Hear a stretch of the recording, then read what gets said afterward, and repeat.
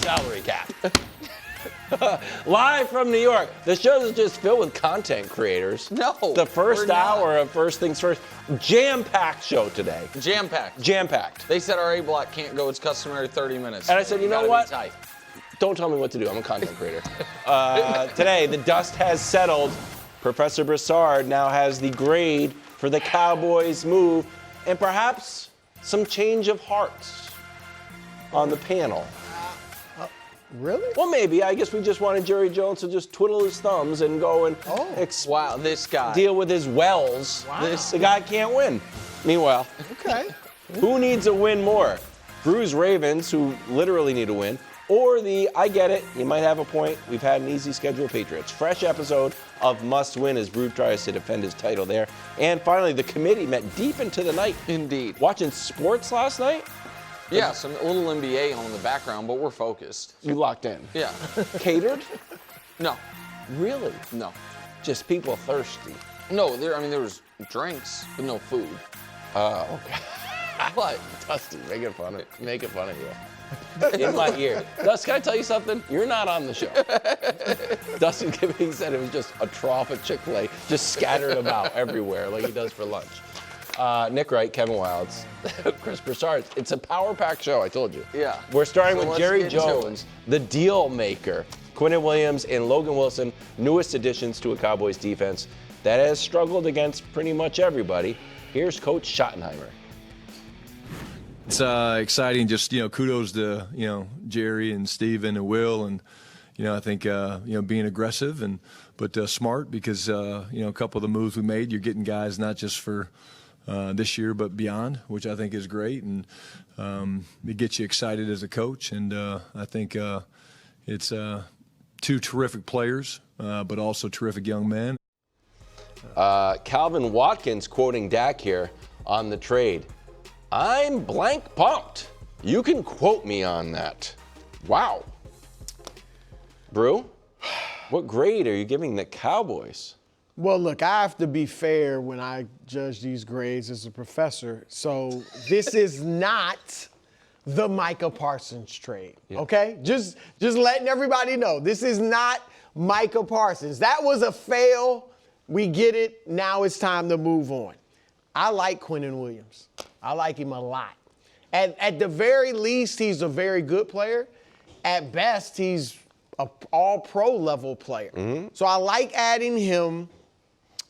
I am not buying into they're only 3-5-1. Why are they adding him? Because I look at it as a future. He's only 27. He's great, unlike Kenny Clark, who's great against the run, but, okay against the pass.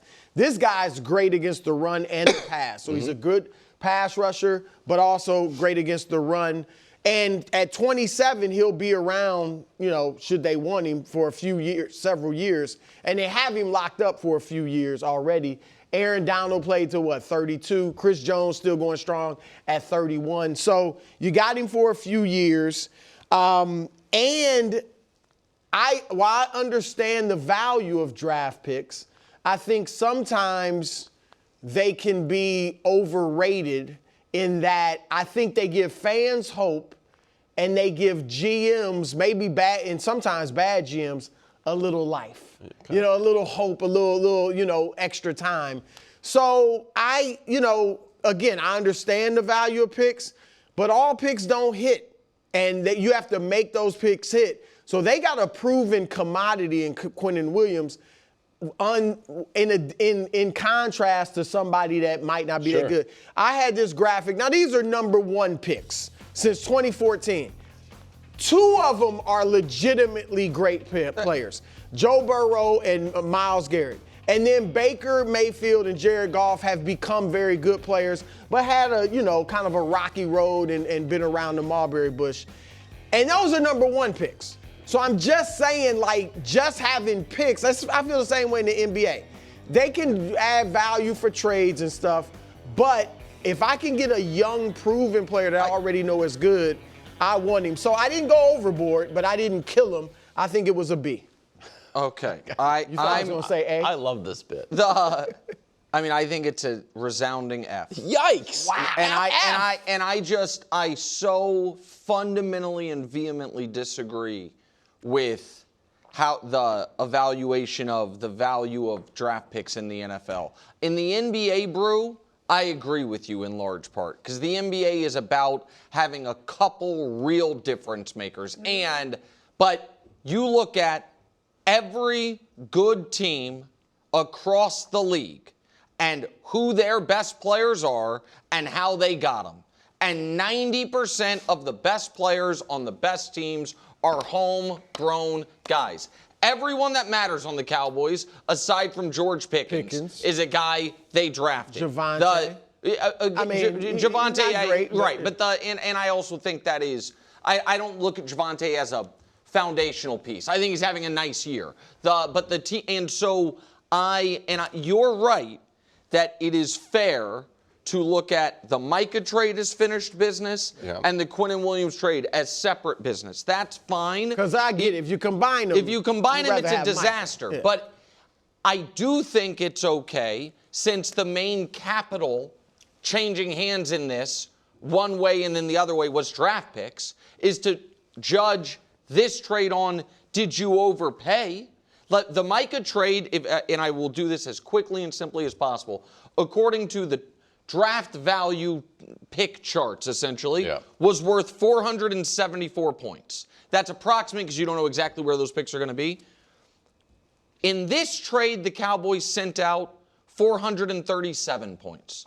So that difference is the equivalent of about the 100th pick of the draft. So they got back for Micah Parsons barely more than they gave out for Quinnen Williams, according to the draft value charts. That is disastrous. That is either you think they absolutely robbed Green Bay blind, or that they way overpaid for Quinnen Williams, or I guess the third option is Quinnen Williams and Micah Parsons are very close in caliber of players. Like those are and I don't think they robbed Green Bay blind, and I don't think Quinnen Williams is close to the caliber of player Micah Parsons is. I also think Jerry Jones himself 1 game ago said this wouldn't make sense to do when he said, I don't know what's realistic. Could one better player, if we didn't pay too big of a price, have a better player on defense possibly help? I'm not trying to be cute, but that's why you'd go get him, because you think that could help your defense. Are we one player away on defense? I think we're not. I think we're more than that away. But we're closer to it than it looks in my mind is executing better on defense. He's saying we've got the people, we just need to execute better. And I know they got 2 players, but one of them they got for a 7th-round pick who's been benched by the only defense in the league worse than the Cowboys. And if it's not about this year, then why did you not just make the trade in the offseason? This trade would have been there. Like you are giving away what might be the 40th pick in this year's draft for this year's production from Quinnen Williams when we all think the Cowboys are going nowhere. And I don't think Brew, a D tackle that turns 28 in a few weeks, is young. I don't think he's old. I think he's right dead in the middle of his career. Yeah, I mean, he's 6 years in, right? Yeah. He should have 4 or 5 years. I think 5 would be optimistic, but sure. I don't look at it like trading for Sauce. So, you know what I mean? The Sauce, I think, probably has 8 years left. And again, I think so, and I don't love that trade either. But the point is, this is a baffling move for me from the Cowboys. And one of the reasons, in my opinion, you do the Micah trade is, hey, we now have 2 chances that a team, whether it's us or Green Bay next year, has the year from hell, the year that we talk about all the injuries. The fact that in this trade, they give up whichever pick is better, they're not inoculated against a Jordan Love injury and the Packers having the 6th pick, then they trade that away. That's a very NBA-esque maneuver on here, that the Jets get the better of the 2. I just think it is disastrous. I think it's disastrous. Their upcoming schedule: Raiders, Eagles, Chiefs, Lions. Brew, are you writing off the Cowboys? My athletic playoff predictor has them at 4%, which is I thought was strange because that Dak was so fired up. He's not like he's expletive pumped for. If I'm Dak, I'm I'm trying to be as optimistic as possible. And I think as a player, you never, until you're mathematically out of it, think you're done. So I get his optimism. But, yeah, it's about next year. It's about next year. I think they'll be better with Quinnen Williams, but not a playoff Can I just add one other thing? Yeah. And, again, I'm not conflating the trades. But part of the Micah rationale was how much they love Kenny Clark. This guarantees Kenny Clark is cut. They gave Osha Odigizua $20 million a year. Quinnen Williams is at $20+ million a year. Kenny Clark, who plays the same position, is at $21 million next year. So that's the other. You're not having 3 defensive tackles at $20+ million a year next year. So that's the other. The other piece of it is you are now saying Kenny Clark is not going to be on the team. Kenny Clark is making $20 million. $20 million each of the next 2 years. Now, they can cut him for nothing. Yeah. There's no dead money associated with it, but, yeah, it's too much. All right. Dallas on a bye, then in Las Vegas. Colts, talk about the other trade. They're in first place in the AFC. The offense first in points, the defense 7th in points. But opponents' passing yards per game, well, that was 26th. So enter Sauce Gardner, who should shore up a weak spot on the squad. 2 firsts and Mitchell to New York. How much pressure, Nick, does this put on Daniel Jones? Oh, it puts more pressure on Indy's front office because now Daniel Jones is going to get another huge contract. Yeah. Guaranteed. Or the franchise tag's going to be $46 million. The Colts have somehow painted, for reasons I don't totally understand, put themselves in the exact position the Giants found themselves in, which is, oh man, we're going to end up having to pay this guy without being certain of him. And I don't think you can be certain of him after 1 year. You can franchise him. Yeah. Right, franchise him for $46 million is a ton of money. So there is huge pressure on the Colts front office. Yes, there's pressure on Daniel Jones. The shame of it for Daniel Jones is there are 2 major issues with Daniel Jones. One is an opinion-based one. How good is he actually? And different people can disagree. Greg is a reasonable, really smart football guy. He and I have disagreed on Daniel Jones for 5 years. So that's a subject of debate. What is not a subject of debate is he going to be healthy? And he has completed 1 season in his career. 1 season in his career, and they are pushing their chips into the middle of the table with a quarterback who in college broke his collarbone. His first year in the pros had a high ankle sprain, played 12 games. His second year had 2 injuries, played 14 games. His third year had a neck injury, played 11 games. His fourth year was healthy. His fifth year tore his ACL, played 6 games or 10 games, I'm not sure which, or played 6 games. And then last year, remember they benched him because they were worried he would get hurt and injuries guarantees would kick in. Back there. Right. So, yeah, I mean, there is the Colts have made a massively aggressive move that also signals to Daniel Jones and his people, you're the guy no matter what. So, yeah, it's pressure on everyone involved there now. Tons of pressure on Daniel Jones. All right. When you look at that team, obviously they're all in on winning now. This Super Bowl, and you look at that team, I mean, everybody else, the receiving core isn't star-laden, but it's very good. You obviously have a great running back in Jonathan Taylor. I know that PFF has become kind of beleaguered on this show, but they say the Colts have the 3rd best offensive line, which I think is pretty accurate. Offensively, defensively, they're the 7th ranked scoring defense in the league. The real question mark, no matter who you add, is Daniel Jones going to be able to get it done as the quarterback? And you look at this graphic, he is beating up on the tomato cans. Look at the numbers difference versus winning teams. His passer rating drops almost 30 points. Okay? Touchdowns, interceptions, even 5-5, and then against the losing teams, 9-1. I mean, he's great then.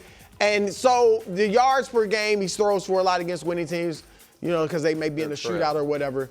But completion percentage drops. So it's a lot on his shoulders. So he's got a lot of pressure. It's really just he had one bad game against the Steelers, right? The turnovers? Well, that's not just turnovers, that's interceptions. Oh, okay. That's just interception. There was another game he had 2 interceptions. Yeah, that's a good team. Okay. Yeah, so that's not fumbles. Yeah, that's not. It's not all of those were in the Steelers. I thought the Steelers game was so 3 bad because I didn't know interceptions. the Rams game wasn't horrible. No, the Rams game wasn't horrible, but it was. But I think he doesn't light it up. That's the thing. He's only thrown 5 touchdowns. in 4 games. Is I think. Do you guys think the Colts would be all in if Baker and Darnold weren't awesome? That's a good question. Because I don't think so. And I don't think Daniel Jones is Baker or Darnold. So that's my other issue. That's a good question. I think, so Baker to me, like before we show the graphic, I want to talk about each of the players. Baker was excellent as a rookie, better than Daniel Jones' best good, year. yes, very good right. as a Daniel Jones' best year was his rookie year. Baker's rookie year was better. Yeah. And then Baker won a playoff game. Year Or played well, year yeah. 3, they won a playoff game with Baker. They won 11 games. And he played well. And he even when they played lost. right. And then week 4 or year 4 for Baker was the year he played through the injury. He only had 1 bad healthy year, and so he had really good year, bad year, really good year, and then bad injured year, and then he was gone. Darnold did not have nearly the same number of reps, seasons, opportunity in New York as we can show you the numbers as far as games played. Like Darnold had 38 starts with the Jets before they were like, we're done with you. Mm-hmm. Baker had 59, and some of them I thought were really good. Daniel Jones played almost 70 games with the New York Giants, got to a second contract, and matured, and so I think Darnold, there was an element of the Jets are dysfunctional. He was a very young prospect. He was young when he came out of school, and was not as fully for himself until the year in Carolina. There are 2 years in Carolina, the year in San Francisco, and then Minnesota. Yeah, and Baker, I think, was good. Wasn't as good as he is now, but was good. Had the bad year in Carolina, and then found his way. Daniel Jones is not, to me, like an enigma. We have 6+ seasons of who he is as a pro. But don't you think? I think his early career was much better than Darnold's. Because like you said, his rookie year was really good. 24 touchdowns, 12 interceptions. That was to me the only really good year he had. I wouldn't say it was really good the year he led him to the playoffs, but it was a solid year. He didn't throw for many touchdowns, but he ran remember, he was like a really good runner and then won a playoff game. And he also had a lot of head coaches and offensive coordinators. So I think he was shifting all the time. And so Darnold showed you nothing. Like, people had completely written him off. I think Jones was a lot better than Darnold early in his career. I absolutely agree with you that Jones versus Darnold, their careers with their first teams. Yeah. Like, Darnold's career with the Jets was a disaster. Mm-hmm. My point was, it was relatively brief. It was 3 seasons. And he was a very young prospect, and he then had a lot of time removed there before he was good. He had 2 years in the wilderness in Carolina, a year on the bench in San Francisco, and then kind of reborn in Minnesota. Yeah. Daniel Jones, we are less than 1 year removed from him being just a bad starting quarterback. That was a toxic contract. You put that on Daniel Jones, you put that on the Giants' offensive line. I feel like I put a lot of it on Daniel Jones. Okay. A lot of it. But all these, other than Baker, all of these guys that have had resurrections, we could say Geno was showing you nothing to think he was going to be good. Obviously, Darnold. I do think Darnold's more talented, certainly arm talent, than Daniel Jones. Again, like Geno started less than 15 games. Yeah, but some of that's on them. No, of course. But no, I'm not. Geno started less than 15 games in his career with the Jets, gets his jaw broken, is then a backup for 8 seasons, and then, gets another chance and is a different, mature, older, different player.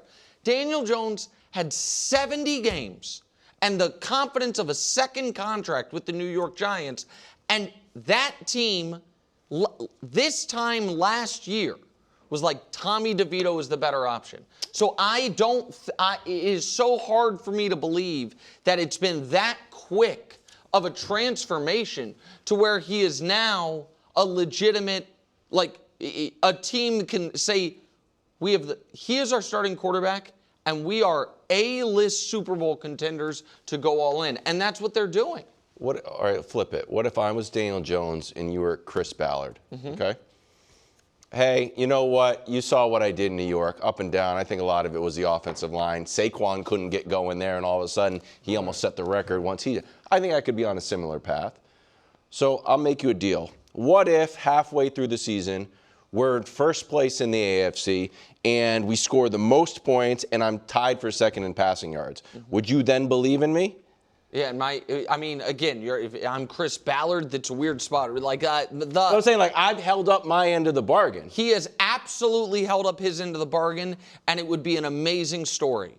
The point I'm making is, if I were Chris Ballard, I wouldn't tell him, you do that, and I will de facto commit the future of the franchise to you. I will trade away any flexibility we have to find our next quarterback and essentially guarantee you he's going to get another $160 million deal.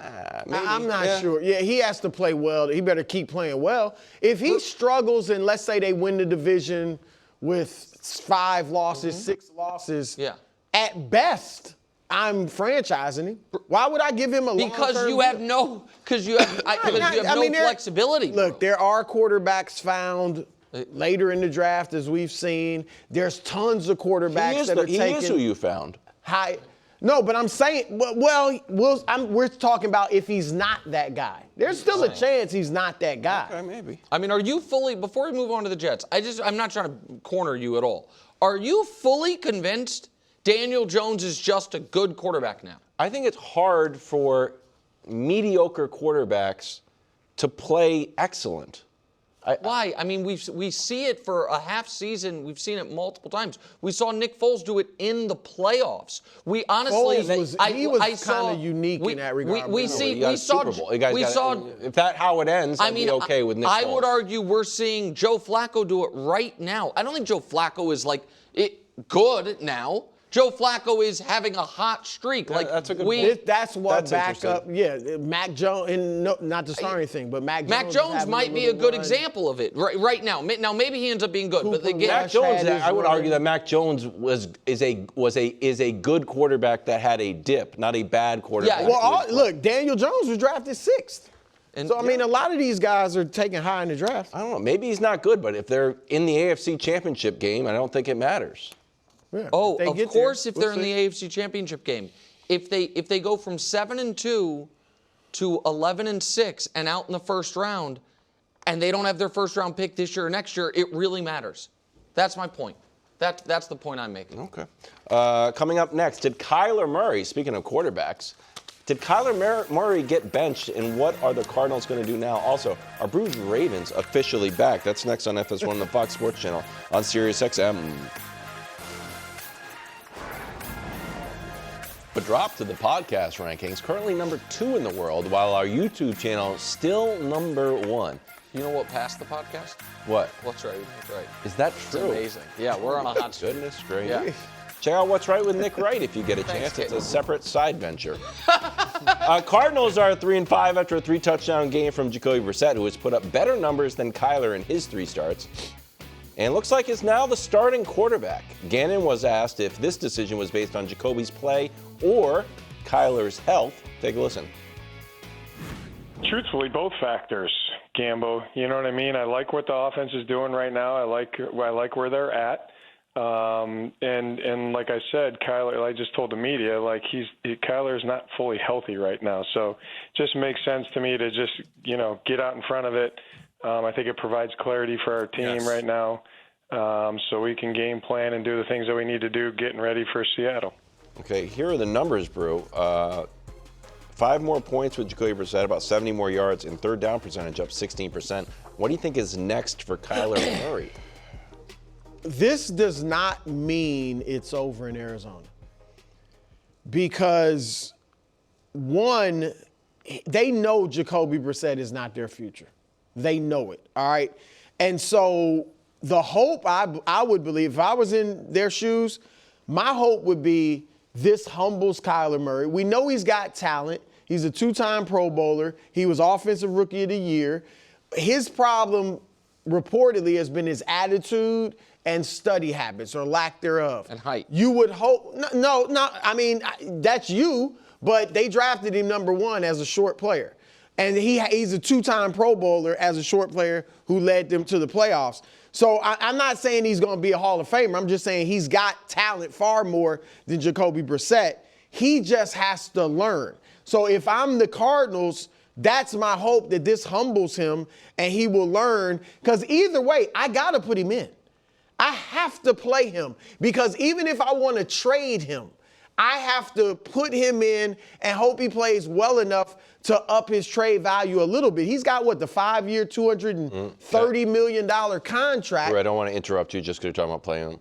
Dusty just got in my ear and said Kyler has now been put on the IR, so he's out for at least 4 games. No, he's not going to play. He's not playing again this year. I don't think he's ever going to play again for the Cardinals, bro. So they're just, what are they going to do? Cut him and just give him away? No, they'll trade him in the offseason. Yeah. They'll trade him in the offseason. That's a hard contract to trade. No, I disagree with you. I think it's a really? very easy a 5-year, $230 million contract. Well, it's not, Brew. For a guy that's got benched for Jacoby Brissett? Hold on, just real quick. It's no longer a 5-year, $220 million deal, right? It only has a few years left. You can get out in after 2 seasons? No, but if once they trade him, Brew, then you can, whoever acquires him, the guarantees have been paid.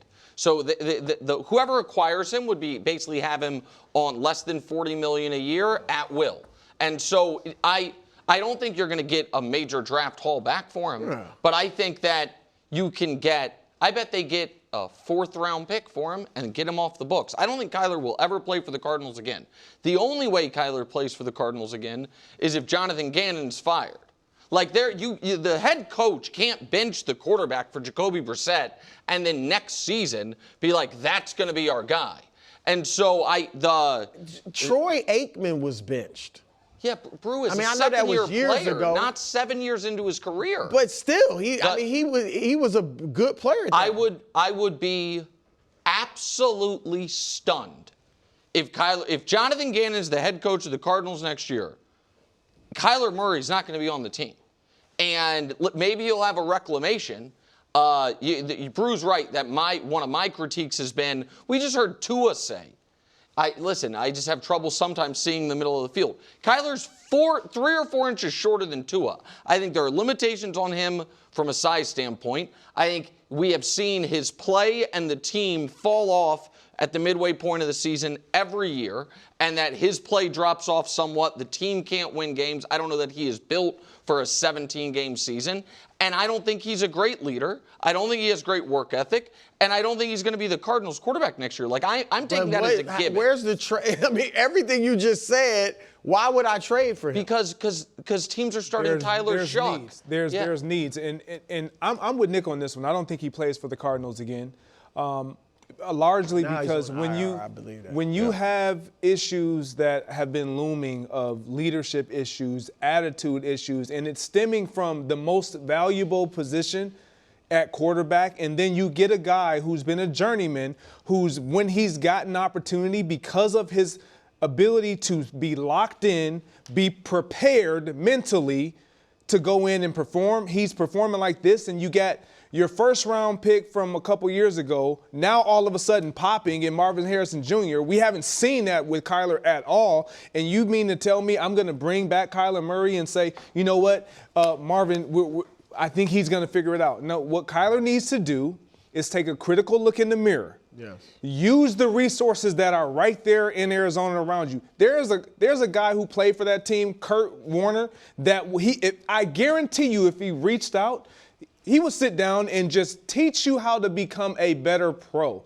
like a leader, a studier of film. And I'm not trying to attack Kyler Murray because he has talent. And I believe in this league, when you are drafted that high and there's this feeling of he has something that we can work with, there's always going to be somebody who's willing to take that chance and feel like I can pull the best out of him. They weren't the coaches for him. And if he's willing to take that step for himself critically, then I think he continues to play, but not for the Arizona Cardinals. Nick, let me show you a graphic, because I think this is kind of a graphic based off one of your takes, which is shorthand. If it was going to happen, it would have happened. No playoff wins for a quarterback drafted number 1. in his first 6 years. So Kyler is in year 7. It's Kyler, Stafford, who eventually obviously got a Super Bowl, and Vinny Testaverde.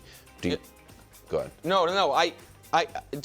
To Brew's point about all the knocks on him, why would somebody want him? Because there's 32 teams and there's maybe 20 good quarterbacks. And then there's 5 or 6 young guys that you hope, that come into the league each year. But in a world where Justin Fields can get 2 years, $30 million from the Jets, there will be a team that says, I can fix him because of the talent. He was the greatest player in the history of Texas high school football. That is a universally held opinion for maybe the greatest state for high school football there is. He was the guy. So if Aaron Rodgers retires, I would imagine Mike Tomlin would say, I can do something with him. I think if the Raiders tear everything down, which might happen. It's very sad. But I would imagine they would give it a look. I don't know what Tyler Shuck in New Orleans is going to show, and God only knows what the Cleveland Browns are going to be doing. And everyone isn't going to be able to draft a quarterback, next year. And so there'll be a home for him. But this, to me, you cannot say Gannon had an out of just Kyler's just hurt. And instead, he has been, in that radio interview, made it very clear, even if he were healthy, we think Jacoby's the better option. Completely different than what we're hearing from Kyle Shanahan. Correct. That's a great point. Yeah, so he is, to me, Jonathan Gannon is severing the relationship. Now that he's gone on the IR. This IR, I don't know. I don't want to speculate about the IR, but we thought he was coming back, and now he's on the IR. Well, the latest report is that they had a foot specialist look at it, and they're like, actually, it might be 4 to 8 weeks. The only way that I think Kyler is on the Cardinals next year is if Gannon gets fired, and the new coach basically doesn't like the quarterback class and is like, Kyler's our guy, and they give him a year with that. But either way, I think this is a divorce. Go ahead, Kate. Look, I don't think we're the smartest football people in the world. Okay. Speak for yourself. Well, I'm just saying. But when that contract hit, and they're like, "Hey, we're putting a video game clause in here, and we're putting we're putting the thing in that says you have to study," we were all like, "Hey, this is really bad." Yeah. If you have to study on your own in your contract extension, he might not be the guy. And next thing you know, a few years later, it's not the guy. That was bright side for Kyler. Tough day. Don't make some video game comment. Well, the new Call of Duty is 9 days, released in 9 days. Of all the times to lose your job, a week before the new Call of Duty, I'm just telling you. Dusty already asked for the day off. Absolutely. Dusty's going to have another dentist appointment. Another dentist appointment. Another wedding to go to. At this point. Dusty, how many Tuesday weddings are there? Sorry. Check in on the Ravens. They added Draymond Jones of the Titans, so the defense got a little bit better, bro. The other good news is that after Kyle Van Noy just viciously shot down your idea that the toy toss was to thank for the turnaround, Derrick Henry supported you. Take a listen. Yeah, he did. We needed it. I mean, that's what we needed. That's what we needed to focus. We do all that ping pong stuff later. We got a job to do. What else did he take out? What else left? I haven't heard the. Everything is gone. Like what? Except for the TVs. Okay, what was anything? Anything that's considered a game is gone. Everything. He said, except the TVs. Okay, are the Ravens officially back, bro? Also, Rich Eisen, thanks for not watching our show, I guess. What? He's like, what else was taken out? I haven't heard. You haven't heard? We've covered that story soup to nuts for 2 weeks. I mean, look, I wanted the cosign from Kyle Van Noy, but I'll take it from King Henry. I will take it from King Henry. And I get it, Kyle. You're the defense. You don't want to get ahead of yourself. Count your chickens before they hatch, so to speak. You got work to do. All right, so don't get cocky. I actually like that attitude. But I considered shelving T7. But after the King thank goodness. co-signed, I thought he was about to say Brew is right. I mean, he gave it such a strong cosign. The toy toss that transformed the tacklers is back, and so are the Ravens. Nick, look at this. Look at this graphic. What am I looking at? Look at this graphic. It happened last year. It's happened this year. Defense was giving up 35 points a game. Now 13. Yardage dropped. Look at the rush. I mean, almost cut in half. The takeaways have doubled in less games. Passer ratings dropped tremendously. And they still have work to do. Now, they're going to continue to get better. Minnesota is not an easy game. Like, they don't have any room for error. So they have to, like, show up, and they seem to have the right attitude. Yeah. Van Noy seem to have the right attitude. Obviously, all of them are talking the right stuff. But, you know, you can't slip up. Minnesota's tough, but I do expect them to go out there. Their offense, obviously, is great, and the defense is getting there, and I think will continue to get better. Yeah, look, they're policing themselves. I love it. I love that this was a thing that your quarterback came out and said, you know what, I did it. This was on me. I took the toys out, all the games, all the extracurricular because we had to focus. It truly aligns. And I know coaches can say this type of thing, and you guys heard me when we thought it was a Harbaugh-led thing. It's like, man, that might not go over well. But when it's done by your quarterback, you're going to respond accordingly. I think to say that they're back, I want to see what they look like against the Minnesota Vikings. Because you weren't here. I did not think the defense played well in the first half against Miami. They allowed 6 points in the game, so it sounds weird and it sounds like I'm being a hater. Miami got the ball inside the 30 a half dozen times. It felt like Miami could have had 20 points at halftime, but they're the Dolphins. It was bend but don't break. Right, and it was in the rhythm. And so I was less encouraged by that defensive performance than allowing 6 points would suggest. And it seems like you feel similar. Yeah, look, I think the acquisition that they just got with Draymond Jones it can be big. Their biggest issue is in the middle, in the center of that defensive line. Losing that meat, that bulk that they absolutely.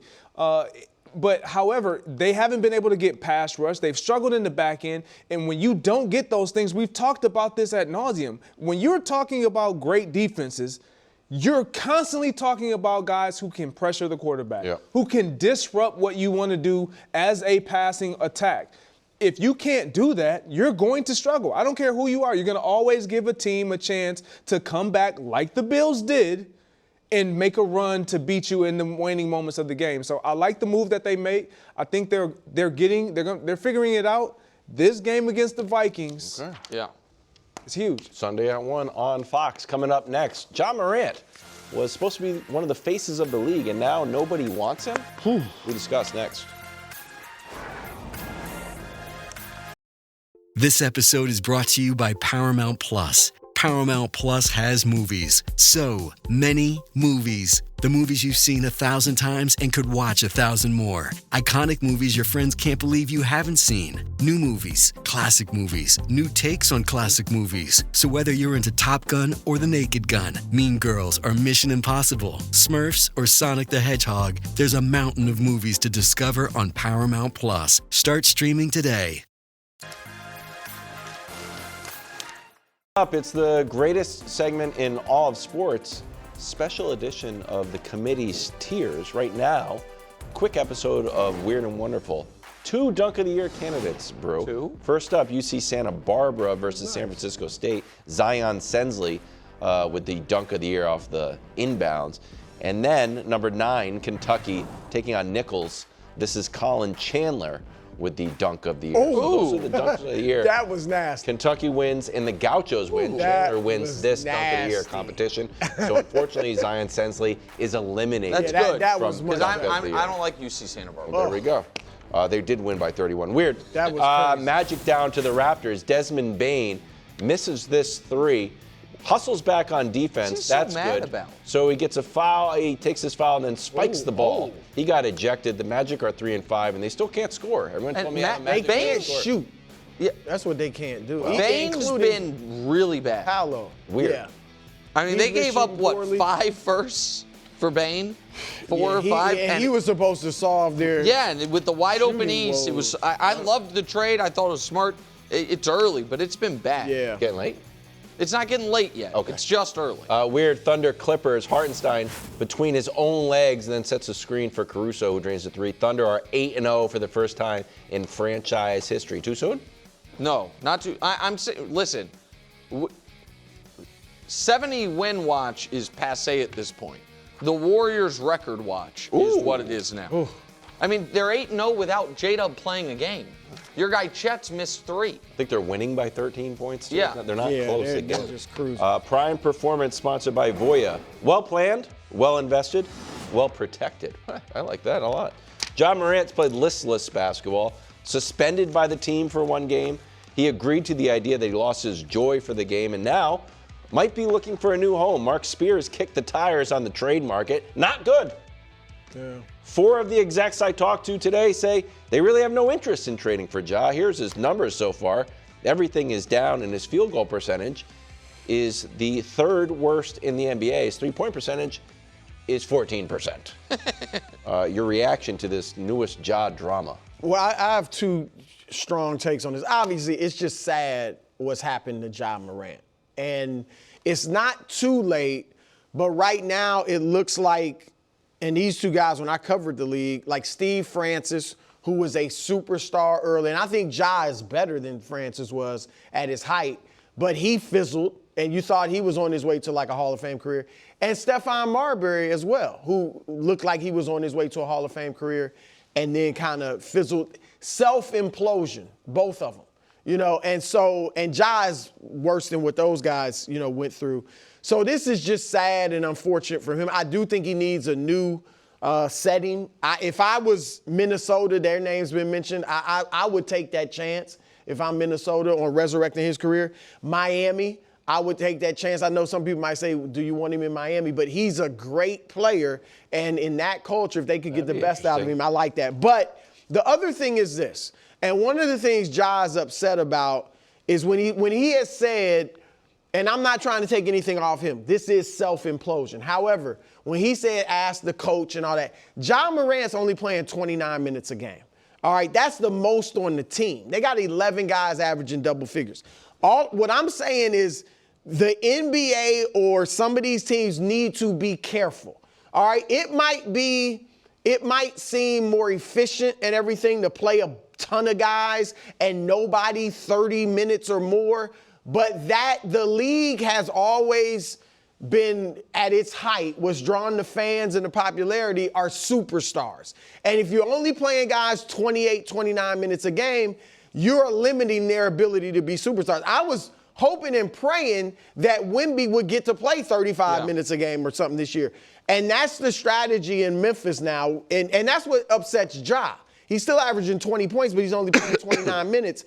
So I just think you have to I want the best players, Nick, to play 38 minutes a night. I don't want to see, even if it's more efficient, I don't want to see 11 guys doing the same type of stuff and no superstars shining. So I just think the league needs to be careful about that. So I think that's a fair and smart point. I look at that as, I think Ja'd be unhappy if you were playing 33 minutes a night. Yeah, I'm not trying to absolve him. And it is, so here was the stunning part of this to me, was when I tried to I like creating trades. And I have for, 2 years now created my mercurial Southeastern United States point guard swap of Ja to Charlotte, LaMelo to Atlanta, and trade to Memphis, which again, maybe one team has to attach a pick, but you could convince yourself of that. But if you remove that, which is kind of pie in the sky, it's not going to happen.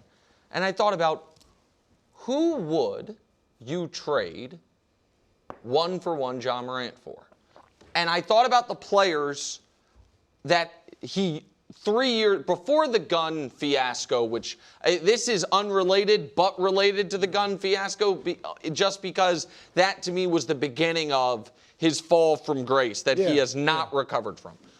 Before that fiasco, he was considered at least as good, if not better, than Jaylen Brown.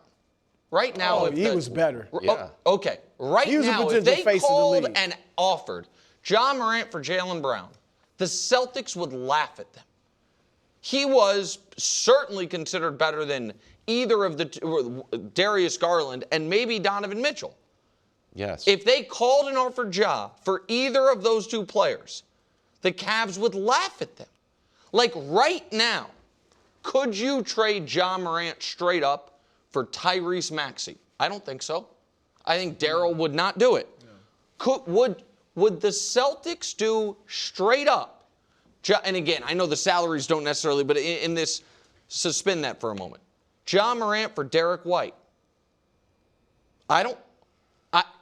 No, but all of that is, it's all the off the court stuff. But it has nothing. But the like he's a better off the player court than stuff has Derek now White. become on the court. I get it, but he's hard to trade because everybody's worried about this dude self-imploding. But some of it to me though, Brew, is in addition to the off the court stuff has led to on the court he's a worse player. Like the numbers Wild showed, you would hope that in less minutes. Maybe the point scoring goes down, but the idea is the efficiency should go up because you're fresher. Like, when you say Miami, Ja Morant for Tyler Hero is, like, yes, I agree, but that's my point. I would do that. But that's an odd trade if I said that 3 years ago. Like, if they called the Magic, I think the best they could do is Franz Wagner. Like, that's the point I'm making. The point is, he is, like, trading him for Tyler Hero right now is probably about as good as Memphis would do, which is crazy that that's where we're at, because the other piece of it, and then he also is a huge injury risk.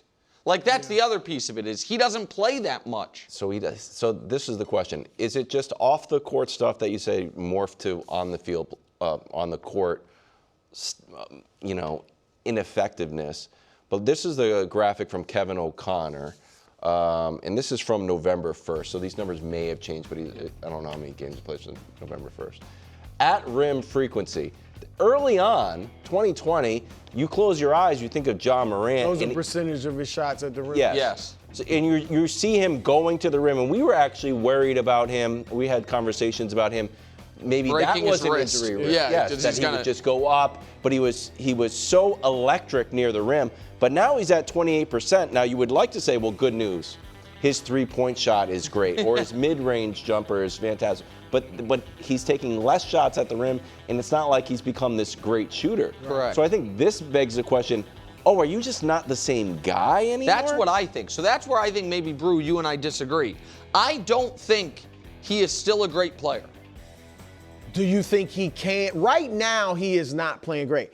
I think he definitely, with the right, and he may never get the right attitude again. That's a problem with him for real. But if he has the right mentality, is happy where he's at, you don't think he could recapture what he used to do? It's easy to get to the rim. He needs to attack the rim because, with him, teams will give him the three, so it's probably not quite as easy for him as some players.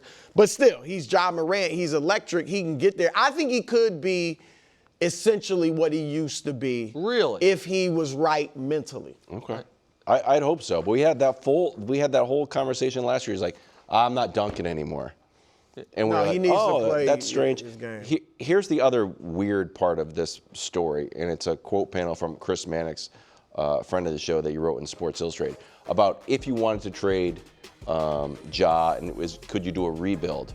While no league official would come within 100 miles of publicly naming relocation candidates, the Grizz and the Pelicans, small market teams with arena deals that expire before the end of the decade, are often whispered as the most likely targets. In other words, going full rebuild may be out of the question. So I was like, oh. So then I guess that means you just have to trade Ja for Zion. The 1-2 picks of the draft. Like, just be like, if they both have to have a superstar and both teams don't have a little bit of like, we need to keep butts in the seats here, or we're going to lose the franchise. There's a whole nother layer. I was joking. That's an interesting one. Ja for Zion? Yeah, because Zion, they just drafted Derek Queen, and they gave up all that stuff for him, and he's kind of like, he plays Zion's spot. Don't hate it, but I would want both guys in, like, stable environments. Well, yeah. I don't know if either is great for him. It's just... It does make, Zion's even more injury-prone than Ja, but it's not terrible. Yeah. One problem for Or another. Adam Silver needs to just call up Danny Ainge and be like, you have all those draft picks. You have to trade for both of them. Like for the Walker Kessler's out. Yeah, Walker Kessler's out. We need these guys focused on hoops. We're trading you both to Utah. Fresh episode of Tears coming up right after the break. Hey there, it's Dr. Sanjay Gupta with some exciting news to share. CNN is now streaming. And that means you can read, watch, and stream everything in one subscription. You can watch news live 24/7.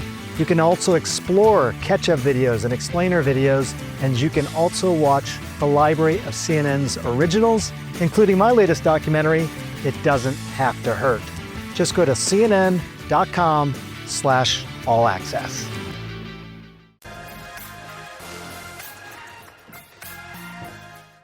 Live from New York. It's a show that has bad news if you play basketball at Arizona State. No, that James Harden went there. Somebody can do it. No, it's just hard to make the NBA. Yeah, I know. Spoiler alert, kids. Making the NBA, Tough. harder than you think. Really hard. Second hour of First Things First. Today, who is facing more of a must-win, the Ravens or the first-place Patriots? What a question.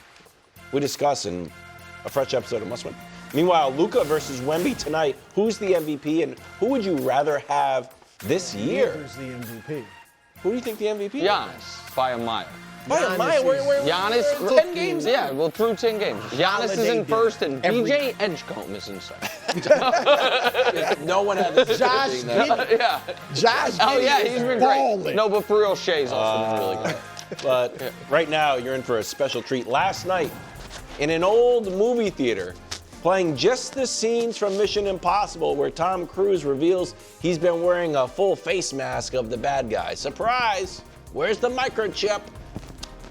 An elite group of scientists, vibes guys, and the sports media ombudsman, which is a great segment, fought and toiled and burned the midnight oil to deliver the best segment in all of sports. It's an honor and a privilege. It's time for the committee's tears. Thank you for the wonderful introduction, as always, Kevin Wildes, even though you disparaged the greatest great film franchise. The greatest film franchise. No one knows where the microchip in the is. history of American cinema. Actually, there's only one microchip ever. No one ever knows what anyone is talking about. Again, KW, I'm sorry that the movies went over your head, but No one gets it. lasted 30 years and a couple $1 billion. Oh, the identity. Pretty good. The entity. The entity. The entity. No spoilers. Who's the entity? No one even knows. I'm kind of with you, Wiles. Okay. Time now for the tiers. Sad day. For the first time in a few weeks, we have some fresh eliminations. No. Eliminated from the tiers. 4 teams had been, we can show it to you. Saints, Titans, Dolphins, Jets were already eliminated. The Raiders. That was your squad. Yeah. Playoff team. Gee, no. There's a few of our playoff teams on there. I see the Titans on there, KW. They got eliminated week 1. None of mine. The Giants sadly eliminated as well. That Giants game, Brian Daboll, by the way, his rookie year as a coach started 7-2. The 3 years since, 2-7 every year. Probably not the guy. Facing elimination, I'm shocked as anyone that the Browns are still on here, but they are. Browns facing elimination, and the Commanders. That's a tough fall, man. But the Commanders, especially with Jaden out for at least the next month, facing elimination as well. How'd we get here, tier? Falcons, Cowboys, Bengals, Texans, Cardinals. Falcons are the most confusing team in the league in that you see Drake London, you're like, why is he not one of the 2 best receivers in football? Bijan is one of the 2 best running backs in football. Penix is up and down, but they have a defensive coach and a really good secondary, and still they're just mediocre. The Cowboys trade away their franchise defensive player, have a terrible defense, then overpay for a lesser franchise defensive player. The Bengals should know exactly how they got here because it's the exact same playbook as last year. Oddly, without Joe Burrow, the offense still hums again. I'm not saying anything. It's just interesting. The Texans, after back-to-back divisional championships, are now fighting to stay relevant. And the Cardinals started 2-0, lost heartbreaker after heartbreaker, and now bench Kyler Murray. Next, could sneak in Bears, Jags, Vikings, Panthers. The Jags right now are in. If the playoffs started today. Thank God, though, they do not, because if that happened, the Chiefs would be in it, and then it's basketball season in America. The Bears, 5-3, but not in. Vikings, hanging on, and we'll see what JJ is. They want to make the playoffs, but they really want us to feel good about JJ McCarthy at the end of the year. And the Panthers, who I read today, I almost don't even want to. They have not won as a favorite in 4 years. What? But I also think that's because are they favorites? they aren't favorites very often again. And so, but they're 5-4. Again, They are the worst 5-4 team. Oh, I don't know that. I don't know that that's true. There's something. They got It's something, and that Really? They that just need wraps up Bryce to First Things First Panthers coverage something, for Week okay? 10 of the NFL. Next, A lot KW. of Panthers stuff. KW. The Patriots better not be on this KW. tier. What is this? It's not the standings. Thank you. I know Not that the much. standings. Oh. Niners are 6-3, but they I'll are say. so injured. And I've been really impressed by them. But at this point, and they just lost their first-round pick to an ACL, these poor guys. And Christian McCaffrey is just the usage, you worry about him. The Broncos are 7-2. Again, I do not believe it. I know they are, and they have an excellent offensive line and a legitimate defense, withstood the loss of Surtain at least for a week. If I am the last man on, the Broncos aren't actually that good ship, so be it, but I don't believe it. And the Chargers, we all know that they just oddly, Joe Alt's the most important offensive lineman since Anthony Munoz, evidently, and he's out for the year. And so I think they're in trouble. Next, Hall of Fame quarterbacks, defensive DNA. And I put that in quote because this applies, Brew, to the Steelers as well as it does to the Ravens. That the defense can't be that bad. It's their culture. It's their DNA. And look, now they didn't have to throw out a PlayStation in order to get better on defense, but they did get better last week, forcing 5 turnovers against Greg's All-American Daniel Jones. And obviously, listen, Lamar is currently one of the greatest quarterbacks in the league. Aaron is one of the greatest quarterbacks of all time, who is having a really nice season. I don't think he's been great. He's obviously not playing at the level Lamar is, but that's champion head coaches, Hall of Fame quarterbacks, and you think the defenses should get better. All in with quarterback questions. The Packers and the Colts. The Packers, Jordan Love's numbers have been really, really good. The feeling you get watching Jordan Love is not always really, really good. And I know that feels like fuzzy analysis, but there is a level of trepidation that associated with him that I don't think is associated with many of the quarterbacks on the tiers above him. And again, the Colts told us yesterday, they are all in. Both of these teams traded away their next 2 first-round picks for defensive pieces for this season because they believe they can win a championship. I have questions about the quarterback, more Daniel than Jordan, but both of them, that's where they are. KW, you'll like this one. Could be the 1 seed. Legit. Love it. The Patriots or the Seahawks could be the number 1 seed. My guy. Sam Darnold is playing great. Jackson Smith-Njigba looks like a first-team All-Pro. He was a wide receiver on Bruce Bell. That's incredibly rare. They just added Rashid Shaheed, who I really like, and shout out to Shaheed for being able to get out of New Orleans.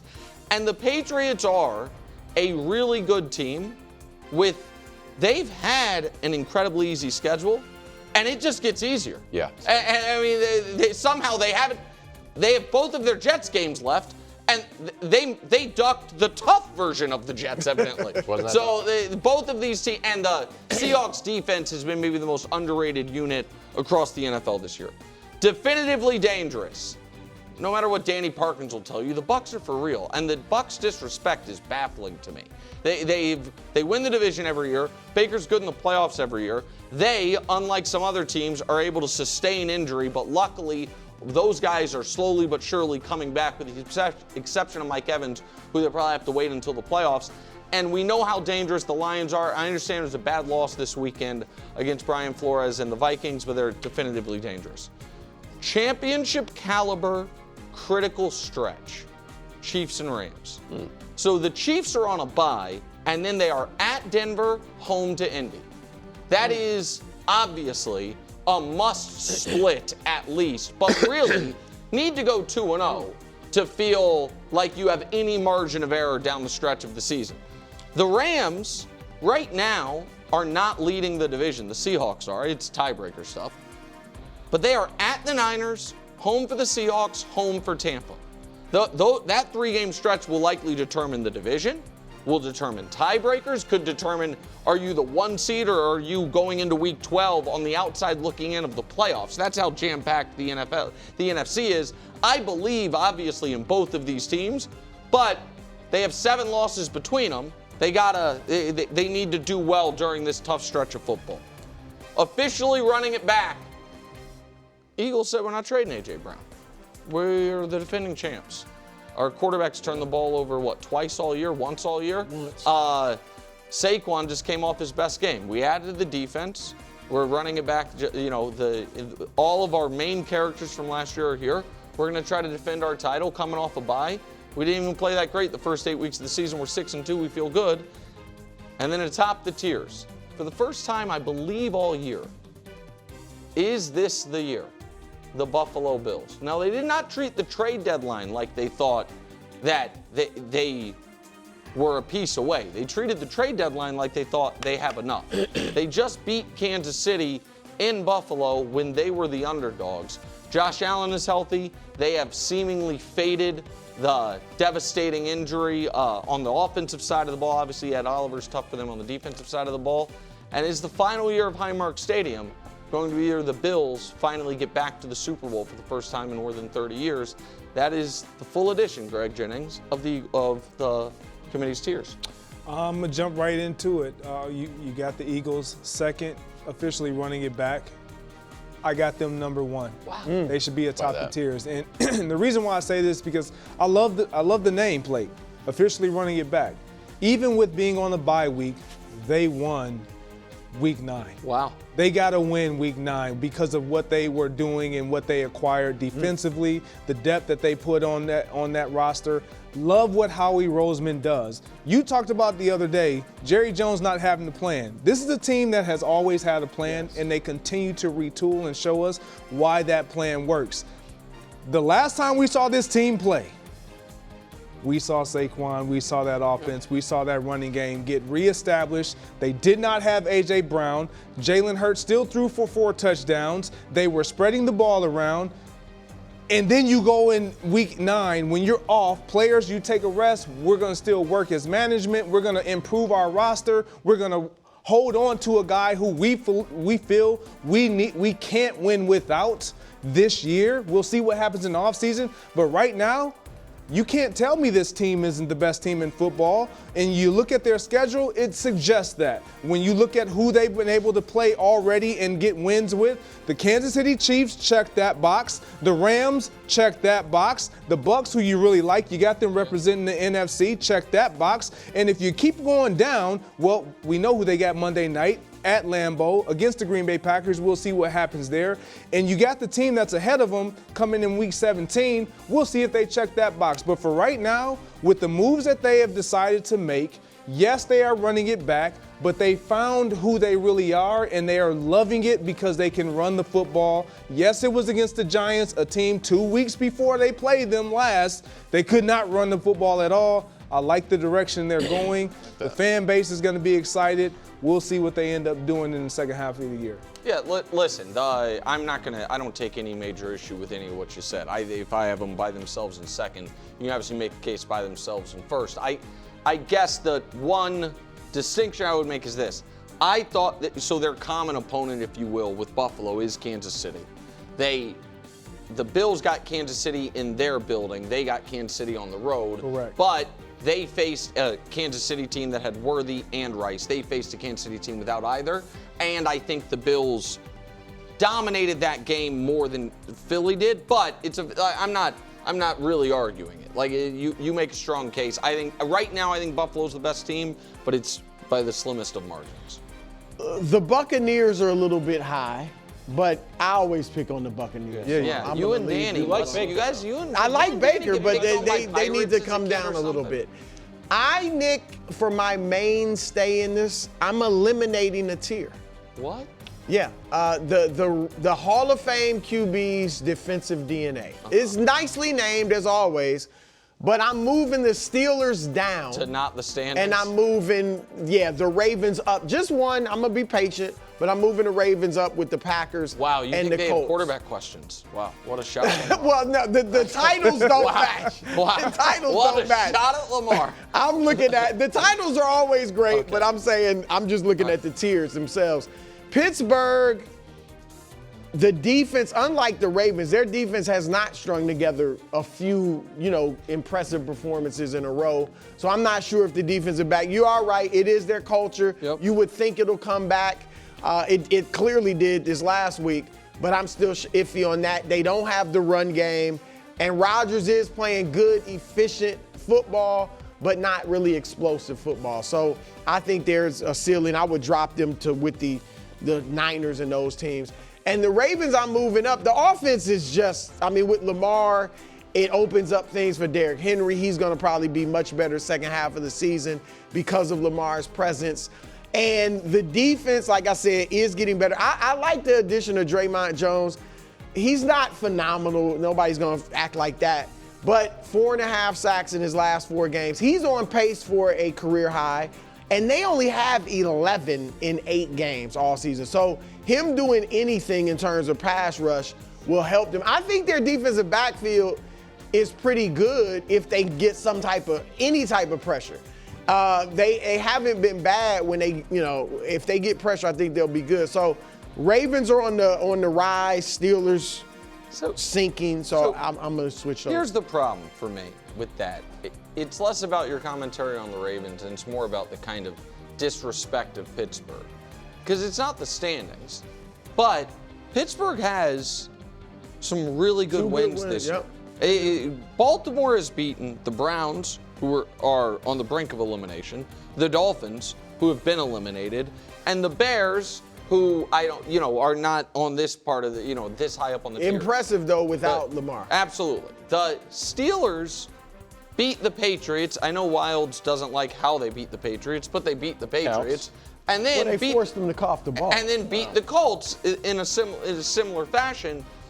That we also now, with the Steelers at 5-3, and we might get into this some and must win, it doesn't feel like Tomlin's streak of winning seasons is going to end or not finishing below 500. And that might force Baltimore to get to 10 wins, which at 3-5 could be a tough road to hoe, so to speak. 7-2, that's very doable though. It sounds doable. I think it could be real tough. And so I think the Steelers this last week earned their place. Go ahead, Kato. There's a lot of studies that say people in your vicinity have a real effect on your own personality and opinions. They say if you take like your 10 friends, closest friends, and you see how much money they make, you'll make right in the middle. And that you're more likely to have the same political opinions as people that live close to you. Romantically, you fall in love, you get married to people that are around you, went to school with or in the same town. Even though the world's got billions of people in it, maybe your true love lives somewhere else, but you'll probably get married to somebody in your town or whatever. I feel like that also pertains to sports opinions. For example, my kids are growing up in New York. They've only been to Massachusetts a handful of times, yet I've turned them into Patriots fans and Red Sox fans. You don't believe in Bo Nix. So when I'm watching Broncos games, I'm like, I don't believe in Bo Nix. I'm like, hold on a second. The Broncos are pretty good. I don't even have a formed opinion on Bo Nix. I've just sat next to you for years telling me Bo Nix is not good. I looked at it like, maybe Bo Nix is good. Maybe it's just I'm being informed by someone sitting near me. The Broncos are actually good. So they're at home. They've won 9 in a row. The best home team or the hottest home team in the NFL, Broncos, Colts. And then the Chiefs only won 4. Broncos won 9. Defense, I'm the guy that says defense wins championships. We all like Pat Surtain. Defense is fantastic. Defense is fantastic. So if defense wins championships, and they were great at home, and they're going to, they're in first place. All these things are lining up, and then finally it comes down to Bo Nix, who, even if you think he's pretty good, his fourth quarter's been excellent. Dude's been on fire. So just keep the game close, and then in the fourth quarter, this guy wins the game, and the defense will keep the. I'm like, what the heck? I like the Broncos all of a sudden. So move the Broncos up. You've been tricking me this whole time, and I know it's just a study. It's not your fault. Listen, you know what's crazy about that? What? I've been sitting next to you just as long as you've been sitting next to me.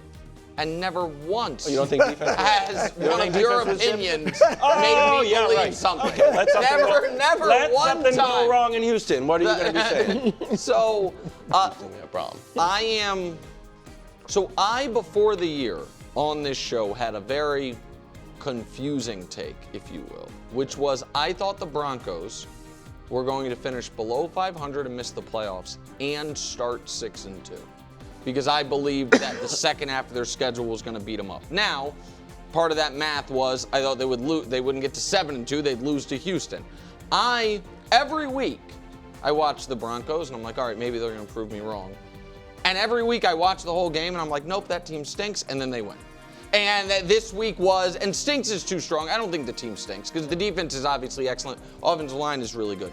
But I watched that Texans game, and it's 13-13 against Davis Mills, and I'm not filled with confidence. Then Bo Nix did have his fourth quarter scramble, and they get in field goal range. I will have to, our old friend Mark Schlereth, he has me on his radio show all the time. They make fun of me. They yell at me. They throw pies in my face, metaphorically. We'll see.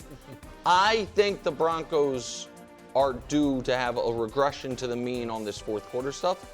If I'm wrong, I'm wrong. But when is it going to happen? The Chiefs? Well, obviously. Okay. They got 2 against the Raiders. Yeah. No, at this point, they are a huge favorite to make the playoffs. I no longer think, because part of me thinking they were going to have the second half swoon was I thought the 2 Raider games were going to be tough. Turns out those games probably, again, Gino could get going, but probably not that tough. But I think they're going to go 0-2 against Kansas City. Okay. Is Drake May in a must-win? Wow. We are really turning it up a notch. These must-wins coming up next. That was amazing.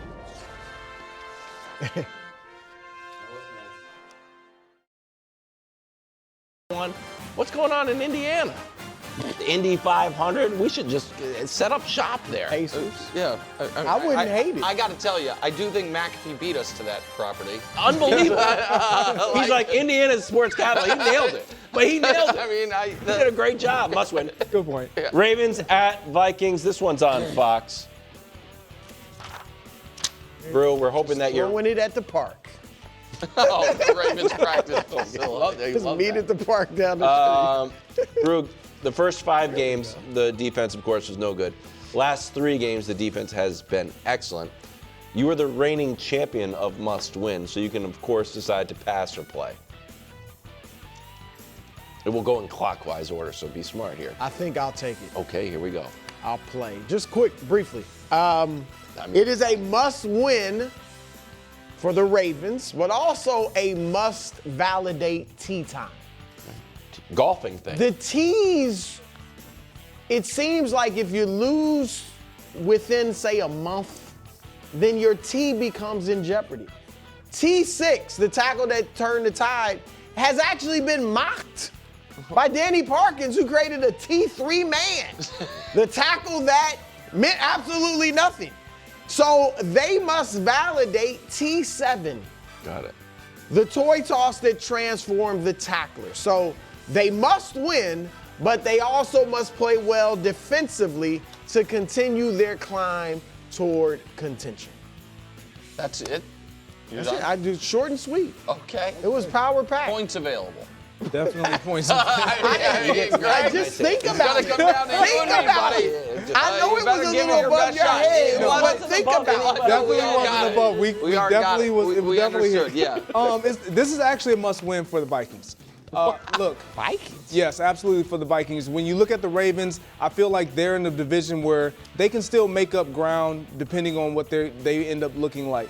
But for the Minnesota Vikings, they're last in their division. They have questions surrounding their quarterback. He hasn't been great. You have weapons around him. Defensively, they just put on a remarkable showing against the Detroit Lions. Now you have to go up against a Ravens offense that can put up just as much points, but their defense is not as good as the Lions. You want to see something out of your young quarterback. It starts now. You can continue to build on that and potentially creep your way into the playoffs because you're on the outside looking in a really tough division. This is a must-win for the Lions, for the Minnesota Vikings. They don't have a lot of checkmark wins. Okay.